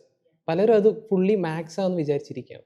അതായത് മാത്സിൽ അഗ്രഗണ്യരായവർക്ക് മാത്രമേ CSAT പാസ്സാവാൻ പറ്റൂ. അങ്ങനത്തെ ഒരു കൈൻഡ് ഓഫ് മിസ്നോമർ ഈ ആസ്പിറൻസിൻ്റെ ഇടയിൽ CSATൻ്റെ കേസിലുണ്ട്. അപ്പോൾ ആക്ച്വലി അങ്ങനെയൊന്നുമല്ല. നമുക്ക് ക്ലിയർ കട്ട് ഒരു സ്ട്രാറ്റജി ഉണ്ടെങ്കിൽ, നമ്മുടെ കോൺസെപ്ച്വൽ ക്ലാരിറ്റി സ്ട്രോങ് ആണെങ്കിൽ നമുക്ക് ഈസി ആയിട്ട് CSAT പാസ്സാവാം. അതിന് വേണ്ടത് റൈറ്റ് ഗൈഡൻസ്, നിങ്ങൾ പോകുന്ന പാത്ത് കറക്റ്റ് ആവുക. അപ്പോൾ നിങ്ങളെ തിരുത്താൻ ഒരു മെൻറ്റർ വേണം, അയാൾ നിങ്ങളുടെ ആംഗിളിൽ നിന്നും കൂടെ ചിന്തിക്കുന്ന ഒരാളായിരിക്കണം. അങ്ങനെയാണെങ്കിൽ CSAT നിങ്ങൾക്ക് പാസ്സാവാം. ബിക്കോസ് ഒരു ക്വാളിഫയിങ് സബ്ജക്റ്റ് ആണ്. അപ്പോൾ വേണ്ട രീതിയിൽ എഫേർട്ട് എടുത്താൽ അപ്പോൾ ഒരു ക്വാളിഫയിങ് സബ്ജക്റ്റിലുപരി CSAT has become more important. അത് എന്താന്ന് വെച്ചാൽ അതിൻ്റെ ഒരു മെയിൻ റീസൺ എന്ന് പറഞ്ഞാൽ, ഇപ്പം നേരത്തെ നമ്മൾ പറഞ്ഞ പോലെ ഒരുപാട് പേര് ഡിലേ ചെയ്തിട്ടാണ് ഈ പ്രിപ്പറേഷൻ. നേരത്തെ നമ്മൾ പറഞ്ഞു ഇപ്പോൾ മെയിൻസിൻ്റെ പ്രിപ്പറേഷൻ സ്റ്റാർട്ട് ചെയ്യുന്നത് ഡിലേ ചെയ്തിട്ടാണ്. അതേപോലെ തന്നെയാണ് CSAT സ്റ്റാർട്ട് ചെയ്യുന്നത് ടുവേർഡ്സ് ദ എൻഡ്. അത് പ്രോബബ്ലി നവംബർ ഡിസംബർ ആ സമയത്തൊക്കെയാണ് സ്റ്റാർട്ട് ചെയ്യുക. സോ അത് ഒരു തെറ്റായിട്ടുള്ളൊരു സ്ട്രാറ്റജിയാണ്. കാരണം ഒരുപാട് പേര് ആർട്സ് ബാക്ക്ഗ്രൗണ്ടിൽ നിന്നൊക്കെ വരുന്നവരാണ്. അപ്പം ഇറസ്പെക്റ്റീവ് ഓഫ് നമ്മുടെ ബാക്ക്ഗ്രൗണ്ട്, നമ്മൾ ഈ CSAT എന്ന് പറഞ്ഞ subject from the beginning it self നമ്മൾ സ്റ്റാർട്ട് ചെയ്യണം. കാരണം അത് ഒരുപാട് പേർക്ക് ഈ പ്രോഗ്രാമിൽ അത് സ്റ്റാർട്ടിങ്ങിൽ തന്നെ yes, we are going to make sure that students practice CSAT from day 1. നമ്മൾ അങ്ങനെ കൊടുത്താലേ സ്റ്റുഡൻസിന് മനസ്സിലാവുള്ളൂ ദിസ് ഇസ് ഇമ്പോർട്ടൻറ്റ്. അക്കാഡമീസും എല്ലാം ഡിലേ ആയിട്ട് ഡിസംബറിൽ യൂഷ്വലി ആണ് CSAT സ്റ്റാർട്ട് ചെയ്യുന്നത്. Students feel like okay this is not that important, ഞാൻ അത്രയും ഫോക്കസ് കൊടുക്കണ്ട. അക്കാഡമി അല്ലേ ഗൈഡൻസ് തരുന്നത്. If they are not focusing how will ഈ സെയിം തിങ് ആർക്കും അറിയാം, UPSC ക്വസ്റ്റ്യൻ മേക്കേഴ്സിനും അറിയാം. അതുകൊണ്ട് തന്നെ അവരെന്ത് ചെയ്യും, GSൻ്റെ കട്ട് ഓഫ് കുറയ്ക്കാൻ വേണ്ടിയിട്ട് CSAT കുറച്ചൊരു ലെവൽ കൂട്ടി വെക്കും. ഇതാണിപ്പോൾ നടന്നുകൊണ്ടിരിക്കുന്നത്. അപ്പോൾ നമുക്ക് ഡേ 1 മുതൽ അപ്പോൾ CSAT സ്റ്റാർട്ട് ചെയ്തേ പറ്റത്തുള്ളൂ അല്ലേ? ആൻഡ് അത് നമ്മൾ മോണിറ്റർ ചെയ്യാനായിട്ട് എന്തെങ്കിലും നമ്മൾ വെക്കുന്നുണ്ടോ? സെയിം ആണ്. നമ്മൾ ഈ വീക്ക്ലി ടെസ്റ്റ് നമ്മൾ പറഞ്ഞല്ലോ, അതായത് Monday to Friday are for classes and Saturday is for exclusively for test. അത് നമ്മൾ മോർണിംഗിൽ നമ്മൾ will have a 1.5 hour test ആണ്. അതിൽ യൂഷ്വലി ഈ 75 ക്വസ്റ്റ്യൻസ് ഉണ്ടായിരിക്കും. അതിലൊരു 50 questions will be for the GS, including ആ ആഴ്ചയിൽ കവർ ചെയ്തിട്ടുള്ള static content and current affairs വന്നിട്ടുള്ള കറണ്ട് അഫയേഴ്സ്. പിന്നെ 25 questions will be exclusively CSAT. അപ്പോൾ എപ്പോൾ ടെസ്റ്റ് കൊടുത്താലും we will make sure there is always a CSAT component also. It's never missed out. എനിക്ക് തോന്നുന്നു ഡേ 1 മുതൽ ഒരിടത്തും CSAT ടെസ്റ്റ് എല്ലാ വീക്കും CSAT ക്ലാസ് വേറെ ഇൻസ്റ്റിറ്റ്യൂട്ടും പ്രൊവൈഡ് ചെയ്യുന്നില്ല എന്നാണ് എനിക്ക് തോന്നുന്നത്. ക്ലാസ്സസ് ഉണ്ട്, ക്ലാസ്സസും എനിക്ക് അറിയത്തില്ല എൻ്റെ കാര്യം. ടെസ്റ്റിംഗ് എന്തായാലും ഇല്ല, കുറച്ച് ഡിലേ ചെയ്തിട്ടാണല്ലോ അതെ അതെ, ബിഗിനിങ്ങിൽ ഒരിടത്തും സ്റ്റാർട്ട് നമ്മൾ ചെയ്യുന്നത്. കേട്ടിട്ടില്ല. Preparatory classes അല്ലേ നമ്മൾ അതേപോലെ ഇമ്മീഡിയറ്റ്ലി ഇവരെ ചാപ്റ്റേഴ്സിലേക്ക് കൊണ്ടുവരുന്നില്ല. സോ ഫസ്റ്റ് തന്നെ നമ്മൾ അവരുടെ ബേസ് ഒന്ന് സ്ട്രോങ് ആക്കാൻ വേണ്ടിയിട്ട് we have basic workshops. So in that basic workshops we are discussing the basic concepts of maths, then some calculation tricks that is very important. 10th ക്ലാസ്സിലേക്ക് കൊണ്ടുപോകും. 10th ക്ലാസ്സിലേക്കും നമ്മൾ പുറകിലെ ചെറിയ ക്ലാസ്സസിലേക്കൊക്കെ 6th 7th കൊണ്ടുപോകും. Identities, അങ്ങനെ ചെറിയ ചെറിയ കാര്യങ്ങൾ. സോ അതിൽ തന്നെ നമ്മൾ മൾട്ടിപ്ലിക്കേഷൻ എന്താണ്, മൾട്ടിപ്ലിക്കേഷൻ ട്രിക്സ്, LCM HCF ഞാൻ എല്ലാം ഇവിടെ ഡിസ്കസ് ചെയ്യുന്നില്ല. സോ അത് നമുക്ക് ക്ലാസ്സിൽ ഡിസ്കസ് ചെയ്യാം. അപ്പോൾ അങ്ങനെ ബേസിക് കാര്യങ്ങൾ സെറ്റ് ചെയ്ത് കഴിഞ്ഞാൽ പിന്നെ ഇവർക്ക് ചാപ്റ്റേഴ്സ് എടുക്കുമ്പോൾ കുറച്ചും കൂടെ അണ്ടർസ്റ്റാൻഡിങ് ഉണ്ടാവും. മറ്റേതെന്താ, ബേസ് അറിയാതെ നമ്മൾ ഫൗണ്ടേഷൻ സ്ട്രോങ് അല്ലാതെ പില്ലേഴ്സ് കെട്ടിപ്പൊക്കിയിട്ട് കാര്യമില്ല. അപ്പോൾ അതാണ് പല സ്ഥലങ്ങളിലും നടക്കുന്നതും സ്റ്റുഡൻസ് തെറ്റായ രീതിയിൽ CSAT പഠിക്കുന്നതും ആ ഒരു മെത്തേഡ് ഫോളോ ചെയ്യും. എനിക്കൊരു പെർഫെക്റ്റ് പ്രോഗ്രാം എന്ന് പറഞ്ഞാൽ ഡിസംബർ ആകുമ്പോഴത്തേക്കും CSAT ഇവർ പഠിച്ചു കഴിയും അല്ലേ? അതായിരിക്കണം. CSAT എല്ലാം പഠിച്ച് കഴിയും വേണം. അവർക്കൊരു ക്ലിയർ കട്ട് ഒരു എക്സാം സ്ട്രാറ്റജി ഉണ്ട്. അതെല്ലാവർക്കും ഡിഫറെൻ്റ് ആയിരിക്കും. ഓരോ ഇൻഡിവിജ്വലിനും ഓരോ സ്ട്രാറ്റജി ഉണ്ടാവും. ദെൻ അവർ ജസ്റ്റ് ടെസ്റ്റ് എഴുതിയിട്ട് പ്രാക്ടീസ് ചെയ്യാന്നുള്ളൊരു കാര്യം മാത്രമേ ആഫ്റ്റർ ഡിസംബർ അവർ ചിന്തിക്കേണ്ട കാര്യം. ഒരു മാക്സിമം നമ്പർ ഓഫ് ക്വസ്റ്റ്യൻസ് അവർ സോൾവ് ചെയ്തിട്ടുണ്ടായിരിക്കും ബൈ ഡിസംബർ. PYQs also. അപ്പോൾ എനിക്ക് തോന്നുന്നു നമ്മളുടെ ഈ ഒരു ഇതിന് ജോയിൻ ചെയ്യുന്ന ഒരു ആസ്പിറൻറ്റ് ഒരു ഡിസംബർ ആകുമ്പോഴത്തേക്കും പ്രിലിംസ് റെഡി ആകും. ബട്ട് വാട്ട് അബൌട്ട് മെയിൻസിന് എങ്ങനെയാണ് ഇവരെ റെഡിയാക്കാനായിട്ട് ഉദ്ദേശിക്കുന്നത്? മെയിൻസ് നമ്മൾ ഇത് തന്നെയാണ് നമ്മുടെ പ്രൈമറി ടാർഗറ്റ് ഈസ് നമ്മൾ നേരത്തെ പറഞ്ഞു സിലബസ്, ശ്വേത മാം പറഞ്ഞു സിലബസ് ലൈൻ ഉണ്ട്. ഇപ്പോൾ GS1, GS2, GS3, GS4, അതിനെല്ലാം സിലബസ് വേർഡ്സ് ഉണ്ട്, റൈറ്റ്? അപ്പോൾ ഇതിനെല്ലാം ഉള്ള കണ്ടൻറ്റ് അത് നമ്മളെങ്ങനെ കൊടുക്കുന്നത് ക്ലാസ്സിൽ. അപ്പോൾ ഇപ്പോൾ ജിയോഗ്രഫി സബ്ജക്റ്റ് എക്സാമ്പിൾ ഞാൻ പറയാം. ജിയോഗ്രഫിയിൽ ഇപ്പോൾ നമുക്ക് ടെമ്പറേച്ചർ ഇൻവേർഷനോ അല്ലെങ്കിൽ ഇന്ത്യൻ മൺസൂണോ നമ്മൾ ക്ലാസ്സസ് യൂഷ്വലി പോകുന്നത് എങ്ങനെയാണ്, പിന്നെ GS ഒരു പ്രിലിംസ് സോൾവ് ചെയ്യാൻ വേണ്ടിയിട്ടാണ്. പക്ഷേ what we are going to do is, ഇപ്പോൾ മൺഡേ, ട്യൂസ്ഡേ, വെനസ്ഡേ ആണ് ക്ലാസ്സസ് വരുന്നത്, ലെറ്റ്സ് എ ജിയോഗ്രഫി ക്ലാസ്സസ്. ഈ വെനസ്ഡേ ക്ലാസ് തീരുമ്പോൾ the faculty is going to give assignments, mains assignment. അതെന്തായിരിക്കും? PYQ ആയിരിക്കും. ആ ടോപ്പിക്കിൽ നിന്നും UPSC ഇതുവരെ ചോദിച്ചിട്ടുള്ള പ്രീവിയസ് ഇയർ ക്വസ്റ്റ്യൻസ് അസൈൻമെൻ്റ് ആയിട്ട് കൊടുക്കും. So this is the one layer of practice. അതെപ്പോഴാണ് നടക്കുന്നത്? ഫസ്റ്റ് വീക്ക് തൊട്ടേ നടക്കുകയാണ് ഈ റൈറ്റിംഗ്. എന്നിട്ട് നമ്മൾ സാറ്റർഡേ ടെസ്റ്റ് പറഞ്ഞല്ലോ, ആ സാറ്റർഡേ രാവിലത്തെ 1.5 മണിക്കൂർ പ്രിലിംസിൻ്റെ ടെസ്റ്റ് കഴിഞ്ഞാൽ ഒരു ഹാഫ് ആൻ അവർ ബ്രേക്കിന് ശേഷം നമ്മളൊരു 1 hour ഓഫ് മെയിൻസ് റൈറ്റിംഗ് ആണ് നടക്കുന്നത്. അപ്പോൾ പ്രാക്ടീസ് ആണ് നമ്മൾ ഹൈലൈറ്റ് ചെയ്യാൻ ഉദ്ദേശിക്കുന്ന മെയിൻ പോയിന്റ്. അതായത് every week you will be writing at least ഒരു 10 ആൻസേഴ്സ്. ആൻഡ് ആ വീക്ക് സൺഡേ ക്രോസ് ചെയ്ത് മൺഡേ ആകുമ്പോഴത്തേനും you will get the feedback and we will make sure. അതിന് നമ്മൾ മെൻറ്ററിൻ്റെ പിന്നാലെ നടന്ന് തിരിഞ്ഞ് അവരുടെ ടൈമിംഗ് നോക്കി അതിൻ്റെ ഒന്നും ആവശ്യമില്ല. You will get it. And also അതിന് എക്സ്ക്ലൂസീവായിട്ട് നിങ്ങളിപ്പോൾ പെട്ടെന്നൊരു ആൻസർ എഴുതാൻ തോന്നി, കൊണ്ടുവന്ന് തരണം. We have a dedicated mentorship room also. അവിടെ കൊണ്ടുവരിക, you get corrected by different. നമ്മളെല്ലാവരും ടീമായിട്ട് ഇരിക്കുകയാണ്. We have our expertise in various subjects. പക്ഷേ അങ്ങനെ സബ്ജക്റ്റ് പോകണമെന്നില്ല. Even Shweta ma'am interest are in international relations, history and everything. She can also give feedbacks for geography. അപ്പോൾ we all know every subject. അപ്പോൾ പല ആംഗിളിൽ നിന്നുള്ള ഫീഡ്ബാക്സ് നമുക്ക് കിട്ടും. So the first thing practice ആണ്. ആൻഡ് സെക്കൻഡ് തിങ്, നമ്മൾ ഈ മെയിൻസ് സബ്ജക്ട്സ് ഉണ്ട്, എത്തിക്സ്, essay, ഇതെല്ലാം നമ്മൾ ഡിലേ ചെയ്യുന്നില്ല. ഇത് വീക്ക് 1 തന്നെ Monday, Tuesday, Wednesday for prelims, core subjects, and Thursday, Friday we are giving it for main subject, like mains only subject. അത് എന്തിനാന്ന് പറഞ്ഞു കഴിഞ്ഞാൽ students should feel the importance of mains. അതാണ് ഫസ്റ്റ് തിങ്. And practice. അപ്പോൾ എനിക്ക് തോന്നുന്നു December end ആകുമ്പം they will be able to write any sort of answer. കാരണം 20 yearsൻ്റെ PYQ they will write. Test അവിടെ പ്രിലിംസ് ആയിക്കോട്ടെ മെയിൻസ് ആയിക്കോട്ടെ, they will cover 20 years of PYQ by the end of December. മാത്രമല്ല നമ്മൾ പ്രിലിംസ് ചെയ്ത പോലെ തന്നെ ആ ഒരു സബ്ജക്റ്റിൻ്റെ തിമാറ്റിക് ആയിട്ടുള്ള മെയിൻസ് ടെസ്റ്റും വരും. പിന്നെ ആ മൊത്തം സബ്ജക്റ്റ്, ഇപ്പോൾ ലെറ്റ്സ് ജിയോഗ്രഫി കഴിഞ്ഞാൽ അതിന് full length geography additional and PYQ based ആയിട്ടുള്ള ടെസ്റ്റുകൾ നമ്മൾ കണ്ടക്ട് ചെയ്യും. ബൈ ഡിസംബർ എഗെയിൻ നമ്മൾ പറഞ്ഞ പോലെ തന്നെ ഒരു മാക്സിമം നമ്പർ ഓഫ് മെയിൻസ് ആൻസേഴ്സിൻ്റെ നമ്മൾ റൈറ്റിംഗ് പ്രാക്ടീസും ഫീഡ്ബാക്കും കിട്ടി. കാരണം mains is all about practice. നമ്മൾ day 1 എഴുതുന്ന ഒരു ആൻസർ ആയിരിക്കത്തില്ല day 50 day 100 നിങ്ങൾ you will see that kind of improvement if you are consistent. നമ്മൾ അത്രയും കൺസിസ്റ്റൻ്റ് ആയിട്ട് എഴുതിക്കൊണ്ടിരുന്ന നമ്മൾ ആദ്യം എഴുതുന്നത് ഇറ്റ് വിൽ ബി ബ്ലണ്ടർ. എല്ലാ ടോപ്പറിൻ്റെയും ഫസ്റ്റ് ആൻസർ എന്ന് പറഞ്ഞാൽ ഒരു വളരെ ബിലോ ആവറേജ് ആൻസർ തന്നെ ആയിരിക്കും, ഒരു എക്സലൻ്റ് ആൻസർ അല്ല. അവിടെ നിന്നാണ് അദ്ദേഹം ടോപ്പർ ആയെന്ന് ആലോചിച്ചോണം. ഇത് കണ്ടിന്യൂസ് ആയിട്ട് പ്രാക്ടീസ് ചെയ്താൽ മാത്രമേ കിട്ടത്തുള്ളൂ. This is a skill that we develop. ഒരു സ്കില്ല് നമ്മൾ പ്രാക്ടീസ് ചെയ്തില്ലെങ്കിൽ ഇറ്റ് വിൽ ഫെയ്ഡ് അവേ. ഇത് നമ്മൾ we have to keep on practising, be it for prelims, be it for mains. നമുക്കിത് സ്റ്റോപ്പ് ചെയ്യാൻ പറ്റില്ല. എപ്പോഴും നമ്മളത് പോളിഷ് ചെയ്തുകൊണ്ടിരിക്കുക. ഇതാണ് നമ്മൾ വേണ്ടത്. ആൻഡ് ഓൾസോ നമ്മൾ ഇപ്രാവശ്യം നമ്മൾ കൊണ്ടുവരുന്ന ഒരു സംതിങ് യുണീക്ക് ആയിട്ടുള്ളത്, നമ്മളൊരു ബ്ലൈൻഡ് റൈറ്റിംഗ് ക്ലാസ്സസ്. അതായത് നമ്മൾ വളരെ അൺഎക്സ്പെക്റ്റഡ് ആയിട്ടുള്ള ക്വസ്റ്റ്യൻസ് സ്റ്റുഡൻസിന് കൊടുക്കും. അങ്ങനത്തെ ഒരു ക്വസ്റ്റ്യൻസ് ആണ് ഇപ്പോൾ യൂഷ്വലി വരുന്നത്. നമ്മളിപ്പോൾ ഇപ്രാവശ്യത്തെ മെയിൻസ് ഒക്കെ നോക്കുകയാണെങ്കിലും we are equipping them to write whatever be the questions. അപ്പോൾ നമ്മൾ ബ്രെയിൻ സ്റ്റോമിങ് സെഷൻസ് ആണ്.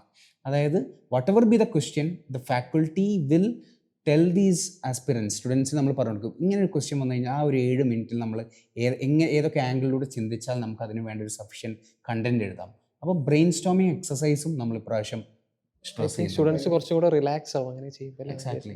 ഫ്ലാഷ് റൈറ്റിംഗ് അല്ലേ? Flash writing. സോ എനിക്ക് തോന്നുന്നു നമ്മളുടെ പ്രോഗ്രാമിൻ്റെ ഒരു മെയിൻ അട്രാക്ഷൻ അല്ലെങ്കിൽ ഹൈലൈറ്റ് എന്ന് തന്നെ പറയാം ഈ 3+2 ക്ലാസ് റൂൾ എന്നുള്ളതും ഈ weekly test, thematic test and subject test എന്നൊക്കെ പറയുന്നത്. ബട്ട് നമ്മളുടെ പ്രോഗ്രാം എന്ന് പറയുന്നത് prelims, mains and personality development ആണ്. നമ്മൾ അങ്ങനെ നോക്കുമ്പോൾ ഇവിടെ പ്രിലിംസും മെയിൻസും നമ്മൾ പറഞ്ഞു. ഇനി പേഴ്സണാലിറ്റി ഡെവലപ്മെൻറ്റിന് വേണ്ടിയിട്ട് നമ്മൾ എന്താ ചെയ്യാൻ ഉദ്ദേശിക്കുന്നത്? നമ്മൾ നേരത്തെ പറഞ്ഞ പോലെ തന്നെ ഇൻ്റർവ്യൂ സ്റ്റേജിനെ കുറിച്ച് സംസാരിച്ച സമയത്ത് തന്നെ നമ്മൾ പറഞ്ഞിരുന്നു പേഴ്സണാലിറ്റി ഡെവലപ്മെൻറ്റിൽ അവർ എന്തൊക്കെയാണ് ഇവാലുവേറ്റ് ചെയ്യുന്നത് എന്നതിനെക്കുറിച്ച് പറഞ്ഞിട്ടുണ്ടായിരുന്നു. സോ അപ്പോൾ അതൊക്കെ തന്നെ കുട്ടികളിലേക്ക് എത്തിക്കുക. കുട്ടികളിലെ പേഴ്സണാലിറ്റി ഡെവലപ്പ് ചെയ്യുക. അപ്പോൾ ഫസ്റ്റ് ഓഫ് ഓൾ നമ്മൾ കാണുന്ന ഒരു വലിയ പ്രശ്നം സാർ പറഞ്ഞ പോലെ പല ടൈപ്പ് കുട്ടികളാണ് വരുന്നത്, പല രീതിയിലുള്ള പല ബാക്ക്ഗ്രൗണ്ടിൽ നിന്നുള്ള കുട്ടികളാണ്. ചില കുട്ടികൾക്ക് നല്ല അറിവുണ്ടാവും, പക്ഷേ അവർക്കത് എക്സ്പ്രസ് ചെയ്യാൻ പറ്റണമെന്നില്ല. സോ നമ്മൾ നേരത്തെ പറഞ്ഞതുപോലെ രാഹുൽ സാർ പറഞ്ഞ പോലെ there is A dedicated Saturdays. അപ്പോൾ രാവിലെ ഒരു മോർണിംഗ് സെഷൻ എന്ന് പറയുന്നത് ടെസ്റ്റാണ്, അവർക്ക് പ്രിലിംസ് കം മെയിൻസ് ടെസ്റ്റാണ്. ദെൻ അതിനുശേഷം ഒരു എന്താ പറയുക, ഒരു ഡെഡിക്കേറ്റഡ് ഈവനിങ് അല്ലെങ്കിൽ ഒരു ആഫ്റ്റർനൂൺ സെഷൻ.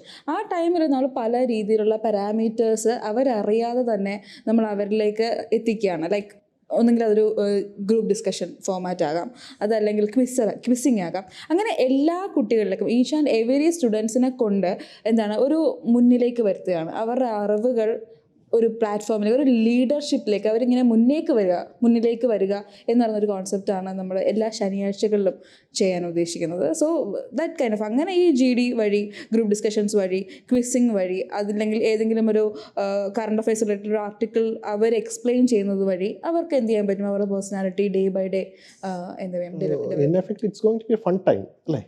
എല്ലാവർക്കും ഇൻവോൾവ് ആയിട്ട് എല്ലാവർക്കും ഇൻട്രാക്ട് ചെയ്യാൻ പറ്റുന്ന ഒരു സെഷൻ. അപ്പോൾ ആർക്കും ഇവിടെ ഇത് മാൻഡേറ്ററി ആണല്ലേ. ഇത് നമ്മൾ ഈ പറയുന്ന എല്ലാ കാര്യങ്ങളും മാൻഡേറ്ററി ആണ്. ടെസ്റ്റിംഗ് മാൻഡേറ്ററി ആണ്. ഈ ക്ലാസ് റൂംസ് ഇത് we are going to school. നമുക്കൊരു ക്ലാസ് റൂം വൈബല്ലേ നമുക്ക് വേണ്ടേ. ഇപ്പോൾ നമ്മളെല്ലാവരും കോളേജിൽ നിന്നൊക്കെ പഠിച്ചിറങ്ങിയിട്ട് തിരിച്ച് നമുക്കൊരു ചെറിയൊരു ക്ലാസ് റൂം വൈബിലേക്ക് പോകാം. നമുക്ക് ഓൾഡ് സ്കൂളാകാം അല്ലേ. And one more thing, we are going to be the first institute which is going to provide UPSC mock interviews before prelims. നമ്മൾ ഇതുവരെ ആരും അത് ചെയ്തിട്ടില്ല. ഞാൻ പറഞ്ഞത് നമ്മളൊരു കംപ്ലീറ്റ് പാക്കേജാണ് നമ്മൾ കൊടുക്കുന്നത്. അപ്പോൾ ഒരു മോക്ക് ഇൻ്റർവ്യൂസ് ഇതിനകത്ത് തന്നെ വരണം. കാരണം ഇത് ഇനി പ്രിലിംസ് കഴിഞ്ഞ് മെയിൻസും കഴിഞ്ഞിട്ട് റിസൾട്ട് വന്നതിന് ശേഷമാണ് ഞാൻ മോക്ക് ഇൻ്റർവ്യൂ എടുക്കാൻ നിൽക്കുന്നതെന്ന് പറഞ്ഞാൽ അതൊരു ചെറിയൊരു മണ്ടത്തരമായി പോകും. So we are going to give them mock interviews also. എനിക്ക് തോന്നുന്നു കേട്ട് കഴിയുമ്പോൾ ഈ പ്രോഗ്രാമിൻ്റെ ഒരു സ്ട്രക്ചറെല്ലാം കേട്ട് കഴിയുമ്പോൾ ഇതൊരു well thought and well designed ഒരു കോംപ്രിഹെൻസീവ് പ്രോഗ്രാമാണ്. ഇത് ശരിക്കും പറഞ്ഞാൽ നമ്മുടെ എല്ലാവരും ഡ്രീം അല്ലേ ഇങ്ങനൊരു പ്രോഗ്രാം. നമുക്ക് കിട്ടിയിട്ടില്ല ഇങ്ങനൊരു പ്രോഗ്രാം. അത് നമ്മൾ ഇപ്പോൾ നമ്മൾ പലയിടങ്ങളിൽ, നമ്മൾ ഡൽഹി പഠിച്ചവരുണ്ടാവും, ഇവിടെ പഠിച്ചവരുണ്ടാവും, പലയിടങ്ങളിൽ. പക്ഷെ ഇങ്ങനൊരു പ്രോഗ്രാം ഇതുവരെ ഒരിടത്തും നമ്മൾ കണ്ടിട്ടില്ല. നമ്മുടെ കുറേ ഇമാജിനേഷൻസിൽ കുറേ കാര്യങ്ങളുണ്ട്. ഈ കാര്യങ്ങളെല്ലാം ഒറ്റൊരു പ്ലേസിലേക്ക് നമ്മൾ കൊണ്ടുവരുവാണ്. So kind of excited.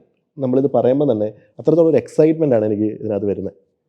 Okay, so ഇനി നമ്മൾ പറയുകയാണെങ്കിൽ ഓപ്ഷണൽ എന്ന് പറയുന്നൊരു സംഭവമുണ്ട്. Optional is the real game changer of UPSC എന്ന് പറയും. അത് എത്രത്തോളം ശരിയാണ്? നേരത്തെ അനൂപ് സാറ് പറഞ്ഞു, നമ്മൾ കറക്റ്റായിട്ട് ചൂസ് ചെയ്യണതിൻ്റെ ഒരു ഇമ്പോർട്ടൻസ് പറഞ്ഞു. അപ്പോൾ ഓപ്ഷണലിൻ്റെ ഒരു ഇമ്പോർട്ടൻസ് എന്താണ് ഈ UPSC ക്ലിയർ ചെയ്യുന്നതിൽ? സോ ഓപ്ഷൻസിലേക്ക് വരുമ്പോൾ നമ്മുടെ മെയിൻസിൻ്റെ ഓപ്ഷണൽ സബ്ജക്റ്റ് എന്ന് പറയുമ്പോൾ ഏകദേശം 500 മാർക്കോളം വരുന്നൊരു സബ്ജക്റ്റാണ്.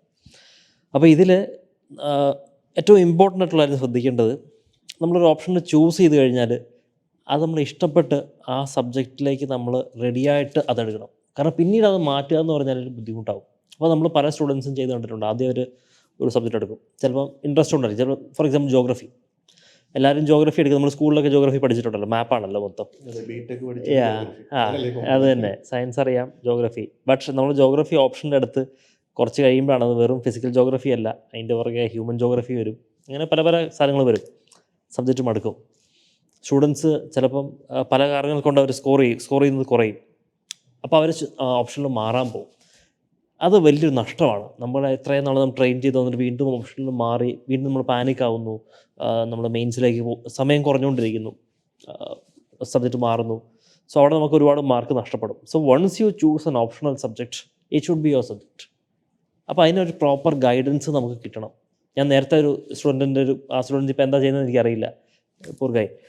അപ്പോൾ എന്തായാലും അദ്ദേഹത്തിന് സംഭവിച്ച പോലെ ബാക്കിയുള്ളവർക്ക് സംഭവിക്കാതിരിക്കട്ടെ. We have to give them a proper guidance. നിങ്ങളുടെ ആപ്റ്റിറ്റ്യൂഡ്, ഇപ്പോൾ മെഡിസിൻ കഴിഞ്ഞ് വരുന്ന സ്റ്റുഡൻസ് ആണെങ്കിൽ you can go for medicine as option. ഇഷ്ടംപോലെ എടുക്കുന്നുണ്ട്, മെഡിസിൻ ഓപ്ഷൻ എടുക്കുന്നവരുണ്ട്. എന്നാൽ എൻജിനീയറിംഗ് കഴിഞ്ഞ് വരുന്നവർ ആന്ത്രപ്പോളജി എടുക്കുന്നവരുണ്ട്, മറ്റേ സോഷ്യോളജി എടുക്കുന്നവരുണ്ട്. So it will depend on your interest, but also you have to get a proper guidance on how to choose the course. അത് ഒരു കാര്യം ആദ്യം നേരത്തെ പറഞ്ഞ പ്രോപ്പർ ഗൈഡൻസ്. അപ്പോൾ നമ്മൾ കുറേ ഡിഫറെൻറ്റ് ഓപ്ഷണൽസ് ഉണ്ട്. അപ്പോൾ നമ്മളിത് ചൂസ് ചെയ്യുന്നതിന് മുമ്പേ ചില പാരാമീറ്റേഴ്സ് നമ്മൾ ചെക്ക് ചെയ്യണം. ഇതിനകത്ത് നമുക്ക് ഇൻട്രസ്റ്റ് ഉണ്ടോ, ഇതിന് പ്രോപ്പറായിട്ട് നമുക്ക് കോച്ചിങ് കിട്ടാൻ സാധ്യതയുണ്ടോ. So self study is good.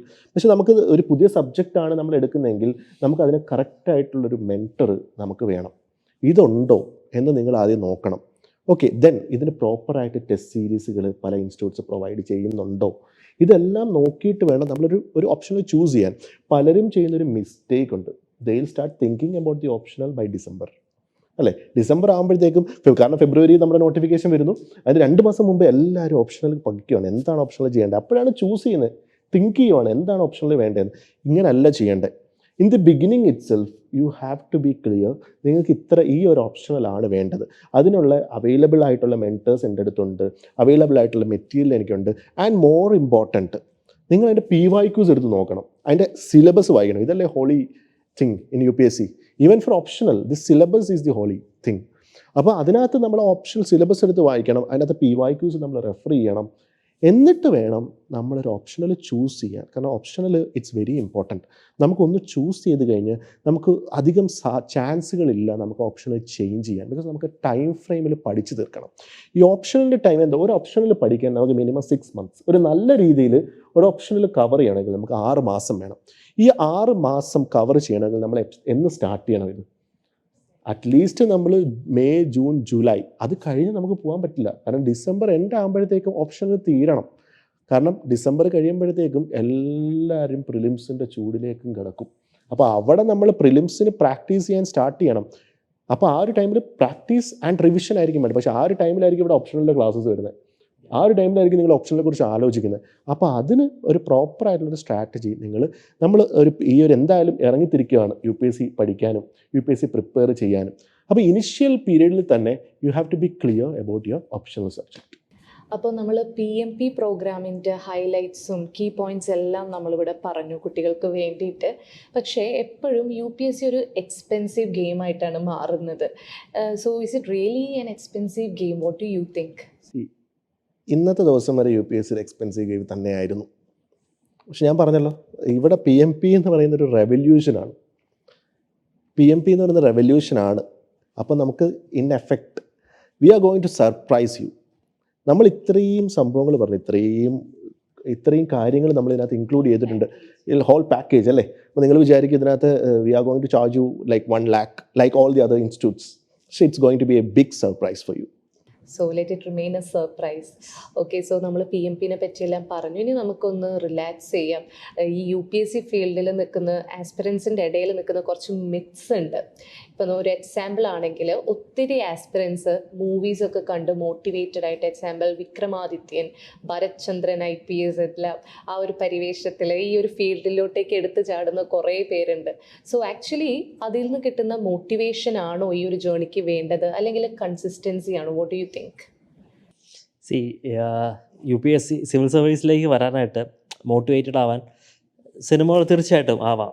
But we have to check the reality check നടത്തി കഴിഞ്ഞാൽ 2 ഘടകങ്ങളാണ്. ഒന്ന്, what is a job profile എന്താണ്.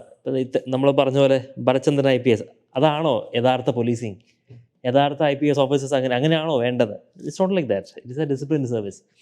സോ ഒരു IAS ഓഫീസറുടെ ജോബ് എന്താണ്, അദ്ദേഹത്തിൻ്റെ റെസ്പോൺസിബിലിറ്റീസ് എന്താണ്? We are always seeing the prestige and the glitter outside, but we never dive into the responsibilities. നമ്മുടെ ഇദ്ദേഹം പ്രശാന്ത് സാർ IAS അദ്ദേഹം ഇതിനെപ്പറ്റി ഒരുപാട് സംസാരിച്ചിട്ടുണ്ട്, ഇതിനകത്ത് റെസ്പോൺസിബിലിറ്റീസിനെ പറ്റിയൊക്കെ.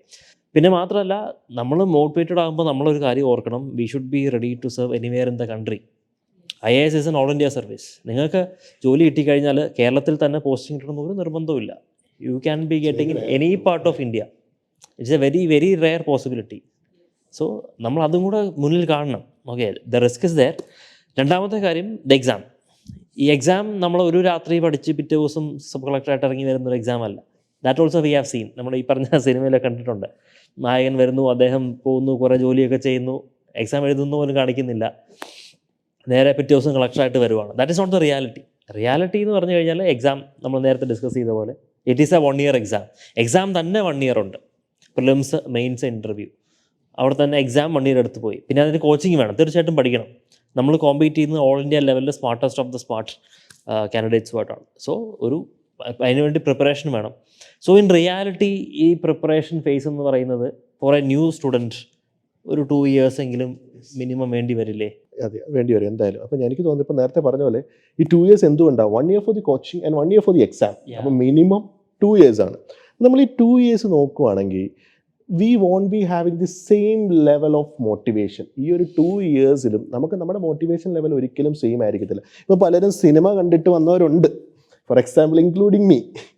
ഞാനും എൻ്റെ ഒരു ട്രിഗർ പോയിൻ്റ് ആയിരുന്നു ഒരു സിനിമ. ശരിക്കും ഒരു ട്രിഗർ പോയിന്റിൽ അന്നത്തെ ദിവസം ഞാൻ തീരുമാനിക്കുകയാണ് എന്തുകൊണ്ട്. ഓഫ് കോഴ്സ് അത് എനിക്കിപ്പോൾ പറഞ്ഞ പോലെ വിക്രമാദിത്യനൊക്കെ എനിക്ക് വളരെയധികം എന്നെ ഇൻഫ്ലുവൻസ് ചെയ്തിട്ടുണ്ട് ആ ഒരു ടൈമിൽ.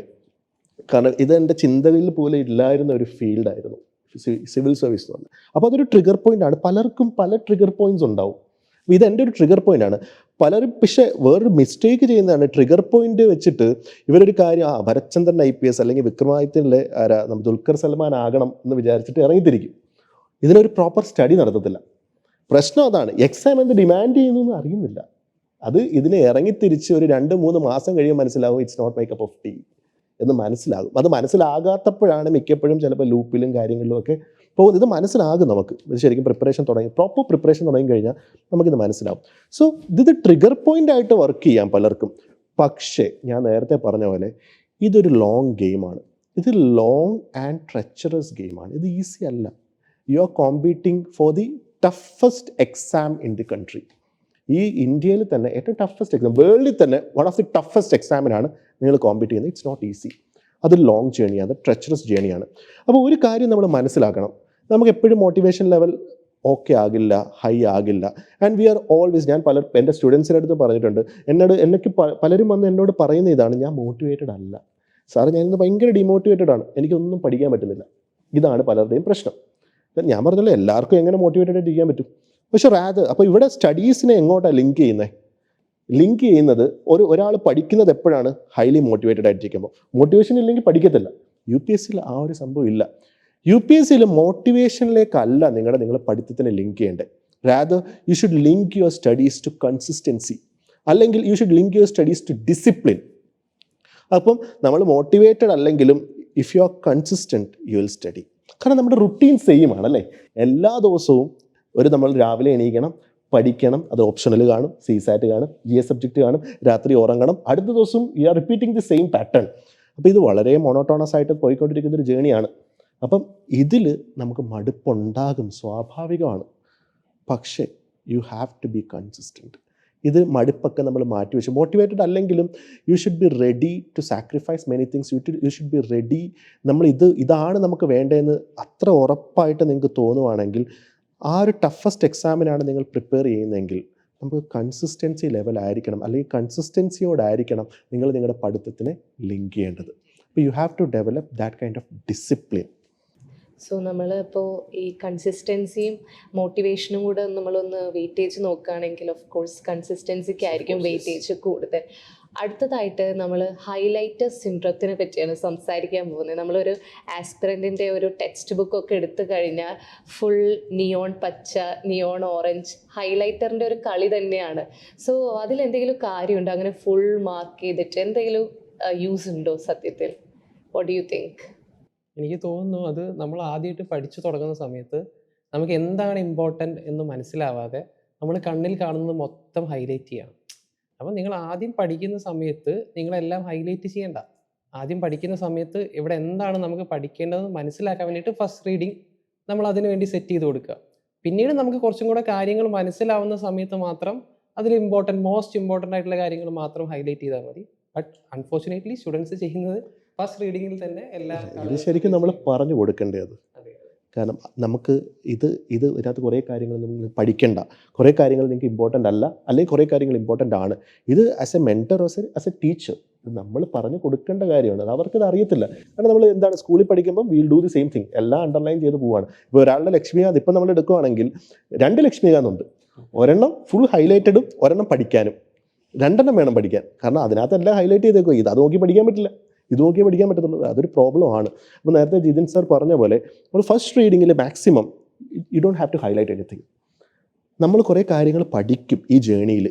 നമ്മൾ സെക്കൻഡ് തേർഡ് റീഡിങ്ങിൽ വേണം നമ്മളിത് ഹൈലൈറ്റ് ചെയ്യാൻ.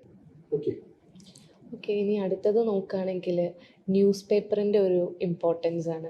ഞാനൊക്കെ ഈ ഒരു പ്രിപ്പറേഷനിലോട്ടൊക്കെ ഇറങ്ങിയപ്പോൾ എൻ്റെ അങ്കിൾക്ക് പറഞ്ഞിട്ടുണ്ട്, ലൈക്ക് ഇവിടെ കിട്ടാവുന്ന എല്ലാ ന്യൂസ് പേപ്പേഴ്സും വായിക്കണം, എന്നാലേ നമുക്കിത് ക്വാളിഫൈ ചെയ്യാൻ പറ്റുള്ളൂ, അങ്ങനത്തെ ഒരു എക്സാം ആണെന്ന് പറഞ്ഞു കേട്ടിട്ടുണ്ട്. So really newspaper reading UPSCയിലെ ഇമ്പോർട്ടൻസ് ഉണ്ടോ? What do you think? I think ഞാനൊരു ഇൻ്റർനാഷണൽ റിലേഷൻസ് ഫാക്കൽറ്റി ആയതുകൊണ്ട്, മീൻസ് ആ ഒരു സബ്ജക്റ്റ് കൈകാര്യം ചെയ്യുന്നതുകൊണ്ട് ഞാൻ പറയും ഡെയിലി ന്യൂസ് പേപ്പർ വായിക്കണം.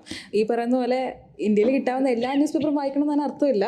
ഏതെങ്കിലും ഒരു ന്യൂസ് പേപ്പർ, അതൊന്നെങ്കിൽ ഹിന്ദു ആകാം അല്ലെങ്കിൽ ഇന്ത്യൻ എക്സ്പ്രസ് ആകാം, ഏതാണെങ്കിലും ഒരു ന്യൂസ് പേപ്പർ മസ്റ്റായിട്ട് വായിക്കണം എന്നുള്ളത് ഇറ്റ്സ് നെസസറി, അത് അത്യാവശ്യമാണ്. അതിന് വേറൊരു കാര്യം കൂടെ ഉണ്ട്. ഈ പറയുന്ന പോലെ ഡെയിലി വരുന്നൊരു സംഭവമാണ്. ഒരിക്കലും നമ്മൾ എന്താ പറയുക, അവധിയില്ല. ഈവൻ ഓൺലൈനായിട്ടാണെങ്കിലും നമുക്ക് ന്യൂസ് പേപ്പർ കിട്ടും. അപ്പോൾ ന്യൂസ് പേപ്പർ വായന ശീലമാക്കിയാൽ വരുന്ന ഒരു അഡ്വാൻറ്റേജ് എന്ന് പറയുന്നത് നമ്മൾ ഡിസിപ്ലിൻ ആകും. ഓക്കെ, നമുക്ക് ഡെയിലി ചെയ്യാനൊരു കാര്യമുണ്ട്, അത് പ്രോപ്പറായിട്ട് ചെയ്യുന്നു, നമ്മൾ എൻഷുർ ചെയ്യുന്നു. So news paper reading is നല്ലതാണ്. ഇപ്പം നമ്മൾ പറഞ്ഞു ന്യൂസ് പേപ്പർ വായിക്കുന്നത് ഇമ്പോർട്ടൻ്റ് ആണ്. പക്ഷേ ന്യൂസ് പേപ്പർ എങ്ങനെ വായിക്കണം എന്നുള്ളത് അതിനേക്കാൾ ഇമ്പോർട്ടൻ്റ് അല്ലേ? കാരണം നമുക്ക് ഏതൊക്കെ ന്യൂസ് സെലക്ട് ചെയ്ത് വായിക്കണം, ഏതൊക്കെ സ്കിപ്പ് ചെയ്യണം, അത് ഭയങ്കര ഇമ്പോർട്ടൻ്റ് അല്ലേ?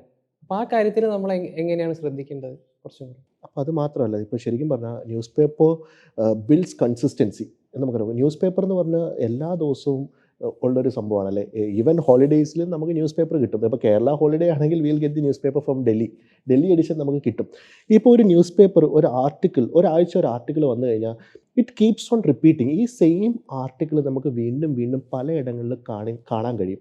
അപ്പോൾ ആ ഒരു പെർട്ടിക്കുലർ ടോപ്പിക്കിൽ നമുക്ക് വളരെ കോംപ്രിഹെൻസീവ് ആയിട്ടുള്ളൊരു അറിവ് നമുക്ക് അവിടെ കിട്ടുവാണ്. It's going to help you for your prelims and it's going to help you for your mains. Okay, ഇത് രണ്ടും ന്യൂസ് പേപ്പറിലൂടെ കിട്ടും. ആൻഡ് റാദർ അതിലുപരി ഞാൻ നേരത്തെ പറഞ്ഞ പോലെ മോട്ടിവേഷൻ, ഡിസിപ്ലിൻ തമ്മിലൊരു ഡിബേറ്റ് നമ്മളിവിടെ പറഞ്ഞു അല്ലേ. നമ്മുടെ UPSC ആസ്പിറൻസിന് ഈ മോട്ടിവേറ്റഡ് അല്ല, ഈ കൺസിസ്റ്റൻ്റ് ആയിട്ട് ഇരിക്കാനുള്ള ഏറ്റവും എളുപ്പമായിട്ടുള്ളൊരു ഉപാധി ശരിക്കും പറഞ്ഞാൽ ന്യൂസ് പേപ്പറാണ്. എല്ലാ ദിവസവും നമുക്ക് കിട്ടുന്ന ന്യൂസ് പേപ്പർ, എത്ര പനിയാണെങ്കിലും എന്തെങ്കിലും ഫങ്ഷൻ ഉണ്ടെങ്കിലും എത്ര സമയം കിട്ടിയില്ലെങ്കിലും ഒരു 10 മിനിറ്റ് അതിന് വേണ്ടി, അല്ലെങ്കിൽ ഒരു 15 മിനിറ്റ് എങ്കിലും അതിന് കൊടുത്ത്, 15 മിനിറ്റിൽ ന്യൂസ് പേപ്പർ തീരുമെന്നല്ല, ബെയർ മിനിമം ഒരു 15 മിനിറ്റ് എങ്കിലും നമുക്ക് കൊടുക്കാൻ പറ്റുവാണെങ്കിൽ നമ്മുടെ കൺസിസ്റ്റൻസിക്ക് അത് വളരെയധികം ഹെൽപ്പ് ചെയ്യും. നമ്മൾ ഡിസിപ്ലിൻഡ് ആവും. ഈ ഡിസിപ്ലിൻ എന്തായാലും നമ്മുടെ പഠിത്തത്തിൽ റിഫ്ലക്റ്റ് ചെയ്യുകയും ചെയ്യും. അപ്പം one thing you are getting knowledge, and second thing you are able to maintain the consistency level. ഇത് രണ്ട് കാര്യങ്ങൾ നമുക്ക് ന്യൂസ് പേപ്പർ റീഡിങ്ങിലൂടെ ശരിക്കും. സാറ് പറഞ്ഞ പോയിന്റിന് ഒരു ആഡ് ഓൺ, അതായത് easiest mechanism to build consistency. അതേപോലെ തന്നെയാണ് easiest mechanism to get multiple perspectives. അതായത് ഇപ്പോൾ സാർ പറഞ്ഞ പോലെ തന്നെ ഒരു ഏരിയയിൽ തന്നെ, there is left ideology, right ideology, then there is a centrist ideology, പല ഓതേഴ്സിൻ്റെ പല പെർസ്പെക്റ്റീവ്സ്. ഇത് എസ്പെഷ്യലി നമുക്ക് യൂസ് വരുന്നത് എവിടെയെന്ന് പറഞ്ഞാൽ ഇൻ്റർവ്യൂ സ്റ്റേജിലാണ്. When they ask you about opinions. അപ്പം നമുക്കൊരു ന്യൂസും കണ്ടു കഴിഞ്ഞാൽ വി ക്യാൻ അണ്ടർസ്റ്റാൻഡ് ഇതിൻ്റെ ഒരു പല സൈഡുകൾ കാണാൻ പറ്റും പരീക്ഷയുടെ. അപ്പോൾ പേപ്പർ വായിക്കുന്നതിലൊരു മേജർ ബെനിഫിറ്റ് ഇതാണ്. പക്ഷേ ഇതൊക്കെ പറയുകയാണെങ്കിൽ കൂടെ ഇപ്പോൾ നമ്മുടെ ലാസ്റ്റ് 2 ഇയേഴ്സിലെ ചില ടോപ്പേഴ്സ് പറഞ്ഞിട്ട് I have not read any paper throughout my preparation എന്ന് പറയുന്ന ടോപ്പേഴ്സ് ഉണ്ട്. Because the age is changing, there is more digital sources of information. So basically it's information. അപ്പോൾ അത് എങ്ങനെ പുതിയ കാര്യങ്ങൾ അത് പല മെക്കാനിസത്തിലൂടെ കിട്ടുന്ന ആൾക്കാരുണ്ട്, even social media also. So അപ്പോൾ ടോപ്പേഴ്സ് ന്യൂസ് പേപ്പർ വായിക്കുന്നില്ല എന്ന് പറയുമ്പോഴും പലപ്പോഴും അത് മിസ്ഗൈഡഡ് ആയി പോകും ആസ്പിറൻസ്. അവരതിനെ സപ്ലിമെൻ്റ് ചെയ്യുന്നുണ്ട്. കാരണം ഡിജിറ്റൽ ഏരിയയിൽ നിന്ന് അവർ ആ ന്യൂസ് ആർട്ടിക്കിൾസ് അല്ലെങ്കിൽ ആ കാര്യങ്ങൾ അവർ വായിക്കുന്നുണ്ട്. സോ നിങ്ങൾ ന്യൂസ് പേപ്പർ വായിക്കുന്നില്ല എങ്കിൽ make sure that you supplement. നിങ്ങൾക്ക് വേറെ കാര്യങ്ങളിലൂടെ, വേറെ മീഡിയത്തിലൂടെ നിങ്ങൾ വാർത്തകൾ നിങ്ങൾ അറിയാം. they are reading compilations, monthly compilations. നമ്മുടെ PFACT എന്ന് പറയുന്ന മെറ്റീരിയൽസ് ഉണ്ട് അല്ലേ? യെസ്, അത് പറയുമ്പോൾ ഈ PFACT മെറ്റീരിയൽ എന്ന് പറഞ്ഞു, അതെന്താണ് ഈ PFACT മെറ്റീരിയൽ? നമുക്ക് UPSC പ്രിപ്പറേഷനിൽ ഒരു സ്റ്റാൻഡേർഡ് ആയിട്ടുള്ളൊരു ബുക്ക്, ഇപ്പോൾ ഓരോ സബ്ജക്റ്റിനും എടുത്ത് നോക്കിയാൽ UPSC has never given as A standard book. നമ്മൾ NCERT വായിക്കണമെന്നോ ഇതൊന്നും പറഞ്ഞിട്ടില്ല. ഇപ്പോൾ നമ്മൾ നേരത്തെ പറഞ്ഞായിരുന്നു students are going behind materials. ഇതിനൊരു കാരണമുണ്ട്. എല്ലാ മെറ്റീരിയലിലും എല്ലാ കണ്ടൻറ്റും കാണില്ല. എല്ലാ കണ്ടൻറ്റും ഉൾപ്പെടുത്തിയിട്ടുള്ളൊരു മെറ്റീരിയലും നമുക്കില്ല. ഇത് പറഞ്ഞപ്പോൾ എനിക്ക് തോന്നുന്നു ഒരു കാര്യം ഓർമ്മ വന്നു. അതായത് ഒരു ഡിസ്ട്രിക്ട് കളക്ടർ ആകുന്നതിന് മുന്നേ ഒരു ആസ്പിറന്റ് PDF കളക്ടർ ആകും എന്ന് പറഞ്ഞ് കേട്ടിട്ടുണ്ട്. ശരിക്കും പറഞ്ഞാൽ അത് സത്യമാണ്. ഇതിൻ്റെ പക്ഷേ ഇവിടെ അണ്ടർലൈങ് ഇഷ്യൂ എന്താണെന്ന് വെച്ചാൽ അങ്ങനെ ഒരു മെറ്റീരിയൽ ഒരു ഇൻസ്റ്റിറ്റ്യൂട്ട് ഇറക്കുന്നില്ല. So we are going to bring a very comprehensive material. അതിനകത്ത് ശരിക്കും പറഞ്ഞാൽ ഈ ഒരു മെറ്റീരിയൽ ആണെങ്കിൽ ഇപ്പോൾ നമ്മളൊരു തീം, ഒരു പൊളിറ്റി എന്ന് പറയുന്ന സബ്ജക്റ്റിൽ ഒരു തീം പഠിക്കുകയാണെങ്കിൽ this material should include the PYQs, the prelims PYQs from that theme. ആ മെയിൻസിനുള്ള അതിൻ്റെ PYQസും അതിനകത്ത് ഇൻക്ലൂഡഡ് ആയിരിക്കണം ആ മെറ്റീരിയലിൽ. Then the static part it should be very crisp. നമ്മൾ 1000 പേജുള്ള മെറ്റീരിയൽ പഠിക്കാൻ ഇത്തിരി ബുദ്ധിമുട്ടാണ്. നമുക്ക് വളരെ ക്രിസ്പായിട്ട് എക്സാം റെഡി ആയിട്ടുള്ള മെറ്റീരിയൽസ്, ഈസിലി റിവൈസബിൾ ആയിട്ടുള്ള മെറ്റീരിയൽ, അത് എക്സാം റെഡി ആയിട്ടുള്ള മെറ്റീരിയൽ ആയിരിക്കണം. ഓക്കെ, കാരണം അതിനകത്ത് വായിച്ചു കഴിഞ്ഞാൽ ഒരു ഉത്തരം എഴുതാൻ പറ്റണ്ടേ? കഥ വായിക്കാൻ ഇഷ്ടം പോലെ ബുക്സ് നമുക്കുണ്ട്. അപ്പോൾ കഥയാണോ നമുക്ക് എഴുതി വെക്കേണ്ടത്? അല്ല, നമുക്ക് UPSCയിൽ ഒരു പെർഫെക്റ്റ് ആൻസർ എഴുതണമെങ്കിൽ അതിനൊരു പെർഫെക്റ്റ് മെറ്റീരിയൽ ഇവിടെ അവൈലബിൾ അല്ല. But we are going to bring something new. ഞങ്ങളൊരു PFACT അല്ലെങ്കിൽ ഫോട്ടോൺ ഫാക്ട് എന്ന് പറയുന്ന മെറ്റീരിയൽ ഞങ്ങൾ കൊണ്ടുവരുവാണ്. It will be a comprehensive material for all the subjects. അപ്പോൾ നമ്മൾ ഓരോ സബ്ജക്റ്റിനും PFACT for economy, PFACT for geography, എല്ലാത്തിനും we are going to bring a separate material which will cover the PYQs. അപ്പോൾ നിങ്ങൾ മെറ്റീരിയൽ അന്വേഷിച്ച് ഇനി ഓടേണ്ട ഒരു അവസ്ഥയില്ല. We will give you everything. Okay, എനിക്ക് തോന്നുന്നു ഒരു വണ്ടർഫുൾ റെവല്യൂഷൻ ആയിരിക്കും. ആൻഡ് അടുത്തതായിട്ട് ഒരു ഇൻട്രസ്റ്റിംഗ് ഒരു ക്വസ്റ്റ്യൻ ആണ് എന്ന് പറയുമ്പോൾ റിലേറ്റീവ് ട്രബിൾ. UPSC ഇൻ്റർവ്യൂവിൻ്റെ ബോർഡ് മെമ്പേഴ്സ് ചോദിക്കുന്ന ക്വസ്റ്റ്യൻസ് ആണോ, അല്ലെങ്കിൽ റാൻഡം റിലേറ്റീവ്സ് ഫ്രണ്ട്സ് ചോദിക്കുന്ന ക്വസ്റ്റ്യൻസിനെയാണോ ആസ്പിറൻസ് പേടിക്കുന്നത് കൂടുതൽ? ഈ ക്വസ്റ്റ്യനിൽ ഇതിനകത്തൊരു ഇഷ്യൂ എന്ന് പറഞ്ഞു കഴിഞ്ഞാൽ നമുക്ക് ഒരു കാര്യത്തെപ്പറ്റി അറിയാമെന്നുള്ള ധാരണയാണ്. ഈവൻ റിലേറ്റീവ്സ് ഫ്രണ്ട്സ് ആണെങ്കിലും ഇവരെല്ലാം UPSC എക്സാമിനെ പറ്റി സംസാരിക്കും. ഇൻ റിയാലിറ്റി ഈ ഫേസിൽ പോയിട്ടുള്ള എക്സ്പീരിയൻസ് ഉള്ള ആൾക്കാർ പറയുന്നതാണോ, അതോ ഇതിങ്ങനെയൊക്കെ ആയിരിക്കും എന്ന് മിഥ്യാധാരണകളുള്ള ആൾക്കാർ പറയുന്നതാണോ കേൾക്കേണ്ടത്? ആൻസർ അതിനകത്ത് തന്നെയുണ്ട്. അത്ര സിമ്പിളാണ്. You listen to people who know about it. ഈ ഫേസ് ചെയ്ത് ഇതിനകത്ത് ഇപ്പം നമ്മൾ ഇൻ്റർവ്യൂ ബോർഡ് ഉള്ളവരെ നമ്മൾ കൊണ്ടുവരും, നമ്മൾ എക്സ്പീരിയൻസ്ഡ് ആയിട്ടുള്ള പാനലിസ്റ്റുകൾ നമ്മൾ കൊണ്ടുവരും. You listen to them. അല്ലാതെ ഇപ്പം ഞാൻ കേട്ടിട്ടുണ്ട് നിങ്ങൾ സൂര്യന് കീഴിലുള്ള എല്ലാം പഠിക്കാൻ പറ്റുമോ? നോ, അതല്ല. അതിന് കറക്റ്റ് ഒരു ഗൈഡൻസ് ഉണ്ട്. ഈ എക്സാം തന്നെ ഒരു ഗൈഡൻസിൻ്റെ കളിയാണ്. More than what you read from the books. നിങ്ങൾക്കൊരു പ്രോപ്പർ ഗൈഡൻസ് ആണ് ആദ്യം വേണ്ടത്. How to approach the exam. കാരണം 2 മണിക്കൂറുള്ള പ്രിലിംസ്, 3 മണിക്കൂറുള്ള മെയിൻസ്, ഇതൊക്കെ ടൈമിൽ എഴുതി തീർക്കാനായിട്ട് നിങ്ങൾക്ക് നോളജ് മാത്രം പോരാ. ആ നോളജ് എങ്ങനെ അക്വയർ ചെയ്യണം, എന്ത് നോളജ് അക്വയർ ചെയ്യണം. നമ്മളെ അദ്ദേഹം പറഞ്ഞ പോലെ when you read a newspaper you need to learn what to read. So ആ ഗൈഡൻസ് ആണ് നമുക്ക് വേണ്ടത്, not just random information coming from somewhere. Okay, ഇത് വേറൊരു കാര്യമുണ്ട്. ഫോർ എ ബിഗിനർ ഈ ഒരു ക്വസ്റ്റ്യൻ വരാൻ സാധ്യത വളരെ കുറവാണ്. നമ്മളൊരു പുതിയൊരു ആസ്പിറൻ്റ് ആണ്. ഫസ്റ്റ് ഇയർ ഓഫ് പ്രിപ്പറേഷനിലേക്ക് നമ്മൾ കിടക്കുമ്പോൾ നമുക്ക് ക്വസ്റ്റ്യനിങ് വളരെ കുറവാണ്. എനിക്ക് തോന്നുന്നു ആ ക്വസ്റ്റ്യനിങ് വീട്ടുകാരുടെ പ്രഷറും ഫ്രണ്ട്സിൻ്റെ ക്വസ്റ്റ്യനിങ്ങും ആയിരുന്നു ഉദ്ദേശിച്ചതെന്ന് എനിക്ക് തോന്നുന്നു, അല്ലേ? അപ്പം ഇതൊരു ലോങ് ജേണിയാണെന്ന് ഇപ്പോൾ അനൂപ് സാർ പറഞ്ഞ പോലെ തന്നെ ഇതൊരു ലോങ് ജേണിയാണ്. ഇത് മനസ്സിലാക്കിക്കൊണ്ടേ നമ്മൾ ഇതിനകത്ത് വരാൻ പാടുള്ളൂ. ഇതൊരു 2 years മിനിമം നമ്മൾ ഇതിന് ഇൻവെസ്റ്റ് ചെയ്തേ പറ്റത്തുള്ളൂ. ഇത് നിങ്ങളുടെ പേരൻസിനോ നിങ്ങളുടെ ഫ്രണ്ട്സിനോ ഈ ജേണി എന്ത് ഡിമാൻഡ് ചെയ്യുന്നത് മനസ്സിലാവില്ല. അത് അവരുടെ കുറ്റമാണോ? അല്ല, ബിക്കോസ് ദേ ഹാവൻറ്റ് എക്സ്പീരിയൻസ്ഡ്. ഇത് നിങ്ങളാണ് ഇത് എക്സ്പീരിയൻസ് ചെയ്തിരിക്കുന്നത്, അല്ലെങ്കിൽ നിങ്ങളുടെ ഫ്രണ്ട്സ്, നിങ്ങളുടെ ഫെലോ ആസ്പിറൻസ് ഇതിനകത്തൂടെ പോയി ഈ ഒരു ജേണിയിലൂടെ കയറി ഇറങ്ങുന്നവർക്ക് മാത്രമേ ശരിക്കും പറഞ്ഞാൽ ഇതിനകത്ത് എന്ത് നടക്കുന്നതെന്ന് അവർക്ക് പറയാൻ പറ്റത്തുള്ളൂ. പിന്നെ സെക്കൻഡ് ഇയറിലേക്ക് വരുമ്പോൾ ഈ ചോദ്യങ്ങളുടെ അളവ് കൂടും, തേർഡ് ഇയറിലേക്ക് വരുമ്പോൾ പിന്നെയും ചോദ്യങ്ങൾ കൂടും. One thing is important. കുറേ കാര്യങ്ങളിൽ നമ്മൾ ഇവിടെ നിന്ന് കേൾക്കുന്നത് ഇവിടെ നിന്ന് ഇറക്കിക്കളയാൻ ഇവിടെ നമ്മൾ പഠിച്ചേ പറ്റത്തുള്ളൂ. നമുക്ക് ഇത്തരത്തിലുള്ള പ്രഷർ നമ്മുടെ പ്രിപ്പറേഷൻ സ്റ്റേജിൽ വരും. പക്ഷെ ഇഫ് യു ആർ അത്ര നമുക്ക് ആഗ്രഹമുണ്ട്, നമ്മൾ ആഗ്രഹത്തിൻ്റെ പുറത്തല്ലേ നമ്മൾ ശരിക്കും ഇത് സ്റ്റാർട്ട് ചെയ്യുന്നത്. എല്ലാത്തിൻ്റെയും ഒരു ഫസ്റ്റ് ബിഗിനിങ് സ്റ്റേജിൽ ഇറ്റ്സ് അവർ ഡ്രീം. ആ ഒരു ഡ്രീമിൻ്റെ ഫുൾഫിൽമെൻ്റ് ആണ് നമ്മൾ ആ ഹോളി ലിസ്റ്റിൽ കാണുന്നത്. അതൊരു ഡ്രീമാണ്. നിങ്ങൾക്ക് അതാണ് വേണ്ടതെങ്കിൽ കുറേ കാര്യങ്ങൾ ചിലപ്പം നമ്മൾ അവോയ്ഡ് ചെയ്യേണ്ടി വരും. അവോയ്ഡിങ് മാത്രമല്ല, it's about emotional resilience also. അതായത് അത് നമ്മൾ ഈവൻ ആഫ്റ്റർ ക്ലിയറിങ് ഓൾസോ നമുക്ക് വേണ്ട ഒരു സംഭവമാണ് റെസീലിയൻസ് ടു ദീസ് എക്സ്റ്റേണാലിറ്റീസ്. അപ്പോൾ ഈവൻ ത്രൂ ഔട്ട് പ്രിപ്പറേഷൻ നമ്മളത് കൾട്ടിവേറ്റ് ചെയ്യുക. അതായത് നമ്മൾ സ്ട്രെസ്ഫുൾ കണ്ടീഷൻസ് ആണെങ്കിലും നമ്മളതൊക്കെ ഓവർകം ചെയ്യാനുള്ള ഒരു എബിലിറ്റി ഈ ഒരു പ്രോസസ്സിലും നമ്മൾ വേണം, ഈവൻ ആഫ്റ്റർ ഇറ്റ് വേണം. So I think it's a good thing we get these and we learn and adapt to this also. കാരണം ഈ ഒരു ജേണി ഇപ്പോൾ നമുക്ക് പറയുകയാണെങ്കിൽ if you are very religious to your preparation you won't fail. നിങ്ങൾ അത്രയും religious ആണെങ്കിൽ, ഞാൻ പറഞ്ഞ അത്രയും റിലീജിയസ് ആയിട്ട് പ്രിപ്പയർ ചെയ്യുന്നവരുടെ കാര്യം മാത്രമാണ് ഞാൻ പറയുന്നത്, അല്ലാത്തവരുടെ കാര്യമല്ല. നമ്മളല്ലാണ്ട് വെറുതെ ഒരു ടൈം പാസിന് വേണ്ടിയാണ് വരുന്നതെങ്കിൽ I'm not including them. പക്ഷേ ഇത് പ്രോപ്പറായിട്ട് നമ്മൾ പ്രിപ്പയർ ചെയ്യാൻ വേണ്ടി അത്രയും റിലീജിയസ് ആയിട്ട് നമ്മൾ പഠിക്കുകയാണെങ്കിൽ you won't be a failure. അത് എനിക്ക് 100% പറയാൻ പറ്റും. നിങ്ങൾ ഫെയിൽ ആവത്തില്ല ഒരിക്കലും, നിങ്ങളുടെ ലൈഫിൽ നിങ്ങൾ ഫെയിൽ ആവത്തില്ല. സോ നമുക്കിതൊന്ന് റാപ്പപ്പ് ചെയ്യാനായിട്ടുള്ള ഒരു ലാസ്റ്റ് ക്വസ്റ്റ്യൻ എന്നുള്ള രീതിയിൽ, ഓരോ ആസ്പിറൻറ്റിൻ്റെയും ഒരു അൾട്ടിമേറ്റ് ഡ്രീമാണ് മസൂരി എന്ന് പറയുന്നത്. സോ അതിലോട്ടേക്ക് എത്താൻ ഒന്ന് ഈസപ്പാക്കാനായിട്ട് എന്തെങ്കിലും ഒരു ടിപ്സ് നിങ്ങളുടെ സൈഡിൽ നിന്ന് പറയാനുണ്ടെങ്കിൽ what will be that? See one thing is that ഈ എക്സാമിൻ്റെ പാസ് പെർസെൻറ്റേജ് എന്ന് പറയുന്നത് reality it is very low. ചില മുൻപ് ഒരു പാസ്സായ ഒരു ആൾ പറഞ്ഞ് ഞാൻ കേട്ടിട്ടുണ്ട്. അതായത് നിങ്ങളൊരു 5 നില കെട്ടിടത്തിൻ്റെ മണ്ടയിൽ നിന്ന് വീണ് കഴിഞ്ഞാൽ ജീവിച്ചിരിക്കാനുള്ള സാധ്യത ഇതിനേക്കാൾ കൂടുതലാണ്.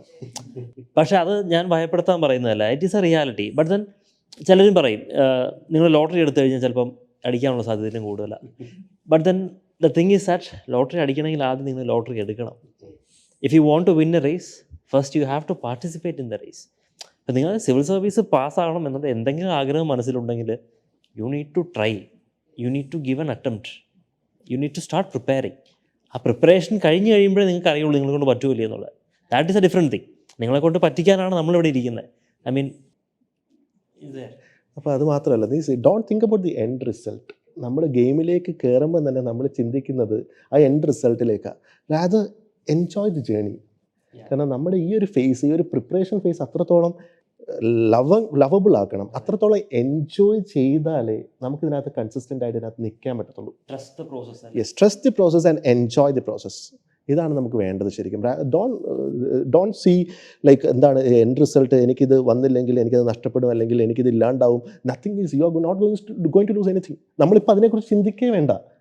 എന്താണ് നാളെ എന്താണ് ചെയ്യാൻ പോകുന്നത്, അല്ലെങ്കിൽ എനിക്ക് ആ ഒരു ജേണിയിൽ സന്തോഷമാണ് വേണ്ടത്, എനിക്കൊരു സാറ്റിസ്ഫാക്ഷൻ എനിക്ക് വേണ്ടത്, അല്ലേ? ആ ഒരു എക്സാമിന് വേണ്ടി ഞാൻ എൻ്റെ കഴിവിനൊത്ത് പ്രിപ്പയർ ചെയ്തു എന്നൊരു satisfaction, that's more than enough. Okay, അപ്പോൾ നമ്മളെല്ലാവരും പറഞ്ഞ് കേൾക്കാറുണ്ട് സ്മാർട്ട് വർക്കാണ് UPSCയിൽ വേണ്ടതെന്ന്. അപ്പോൾ എനിക്ക് തോന്നുന്നു നമ്മളുടെ ഈ ഒരു PMP പ്രോഗ്രാം ആ സ്മാർട്ട് വർക്കിനെ ഡിഫൈൻ ചെയ്ത് അതിൻ്റെ ഒരു പ്രാക്ടിക്കൽ റിയാലിറ്റി വേർഷനാണ് നമ്മളുടെ ഈ PMP പ്രോഗ്രാം എന്ന് തോന്നുന്നു. So wonderful. ഇത് ഡിസൈൻ ചെയ്ത നിങ്ങൾക്ക് എല്ലാവർക്കും ഒരു ഹാറ്റ്സ് ഓഫ്. ആൻഡ് ഫൈനലി നമ്മളിവിടെ PMP പ്രോഗ്രാമിൻ്റെ ഡീറ്റെയിലിംഗ് എല്ലാം കേട്ടു.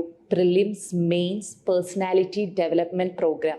Now it's time for the aspirants to take admissions at our spaces and make it a great learning experience. So admissions are open. Thank you.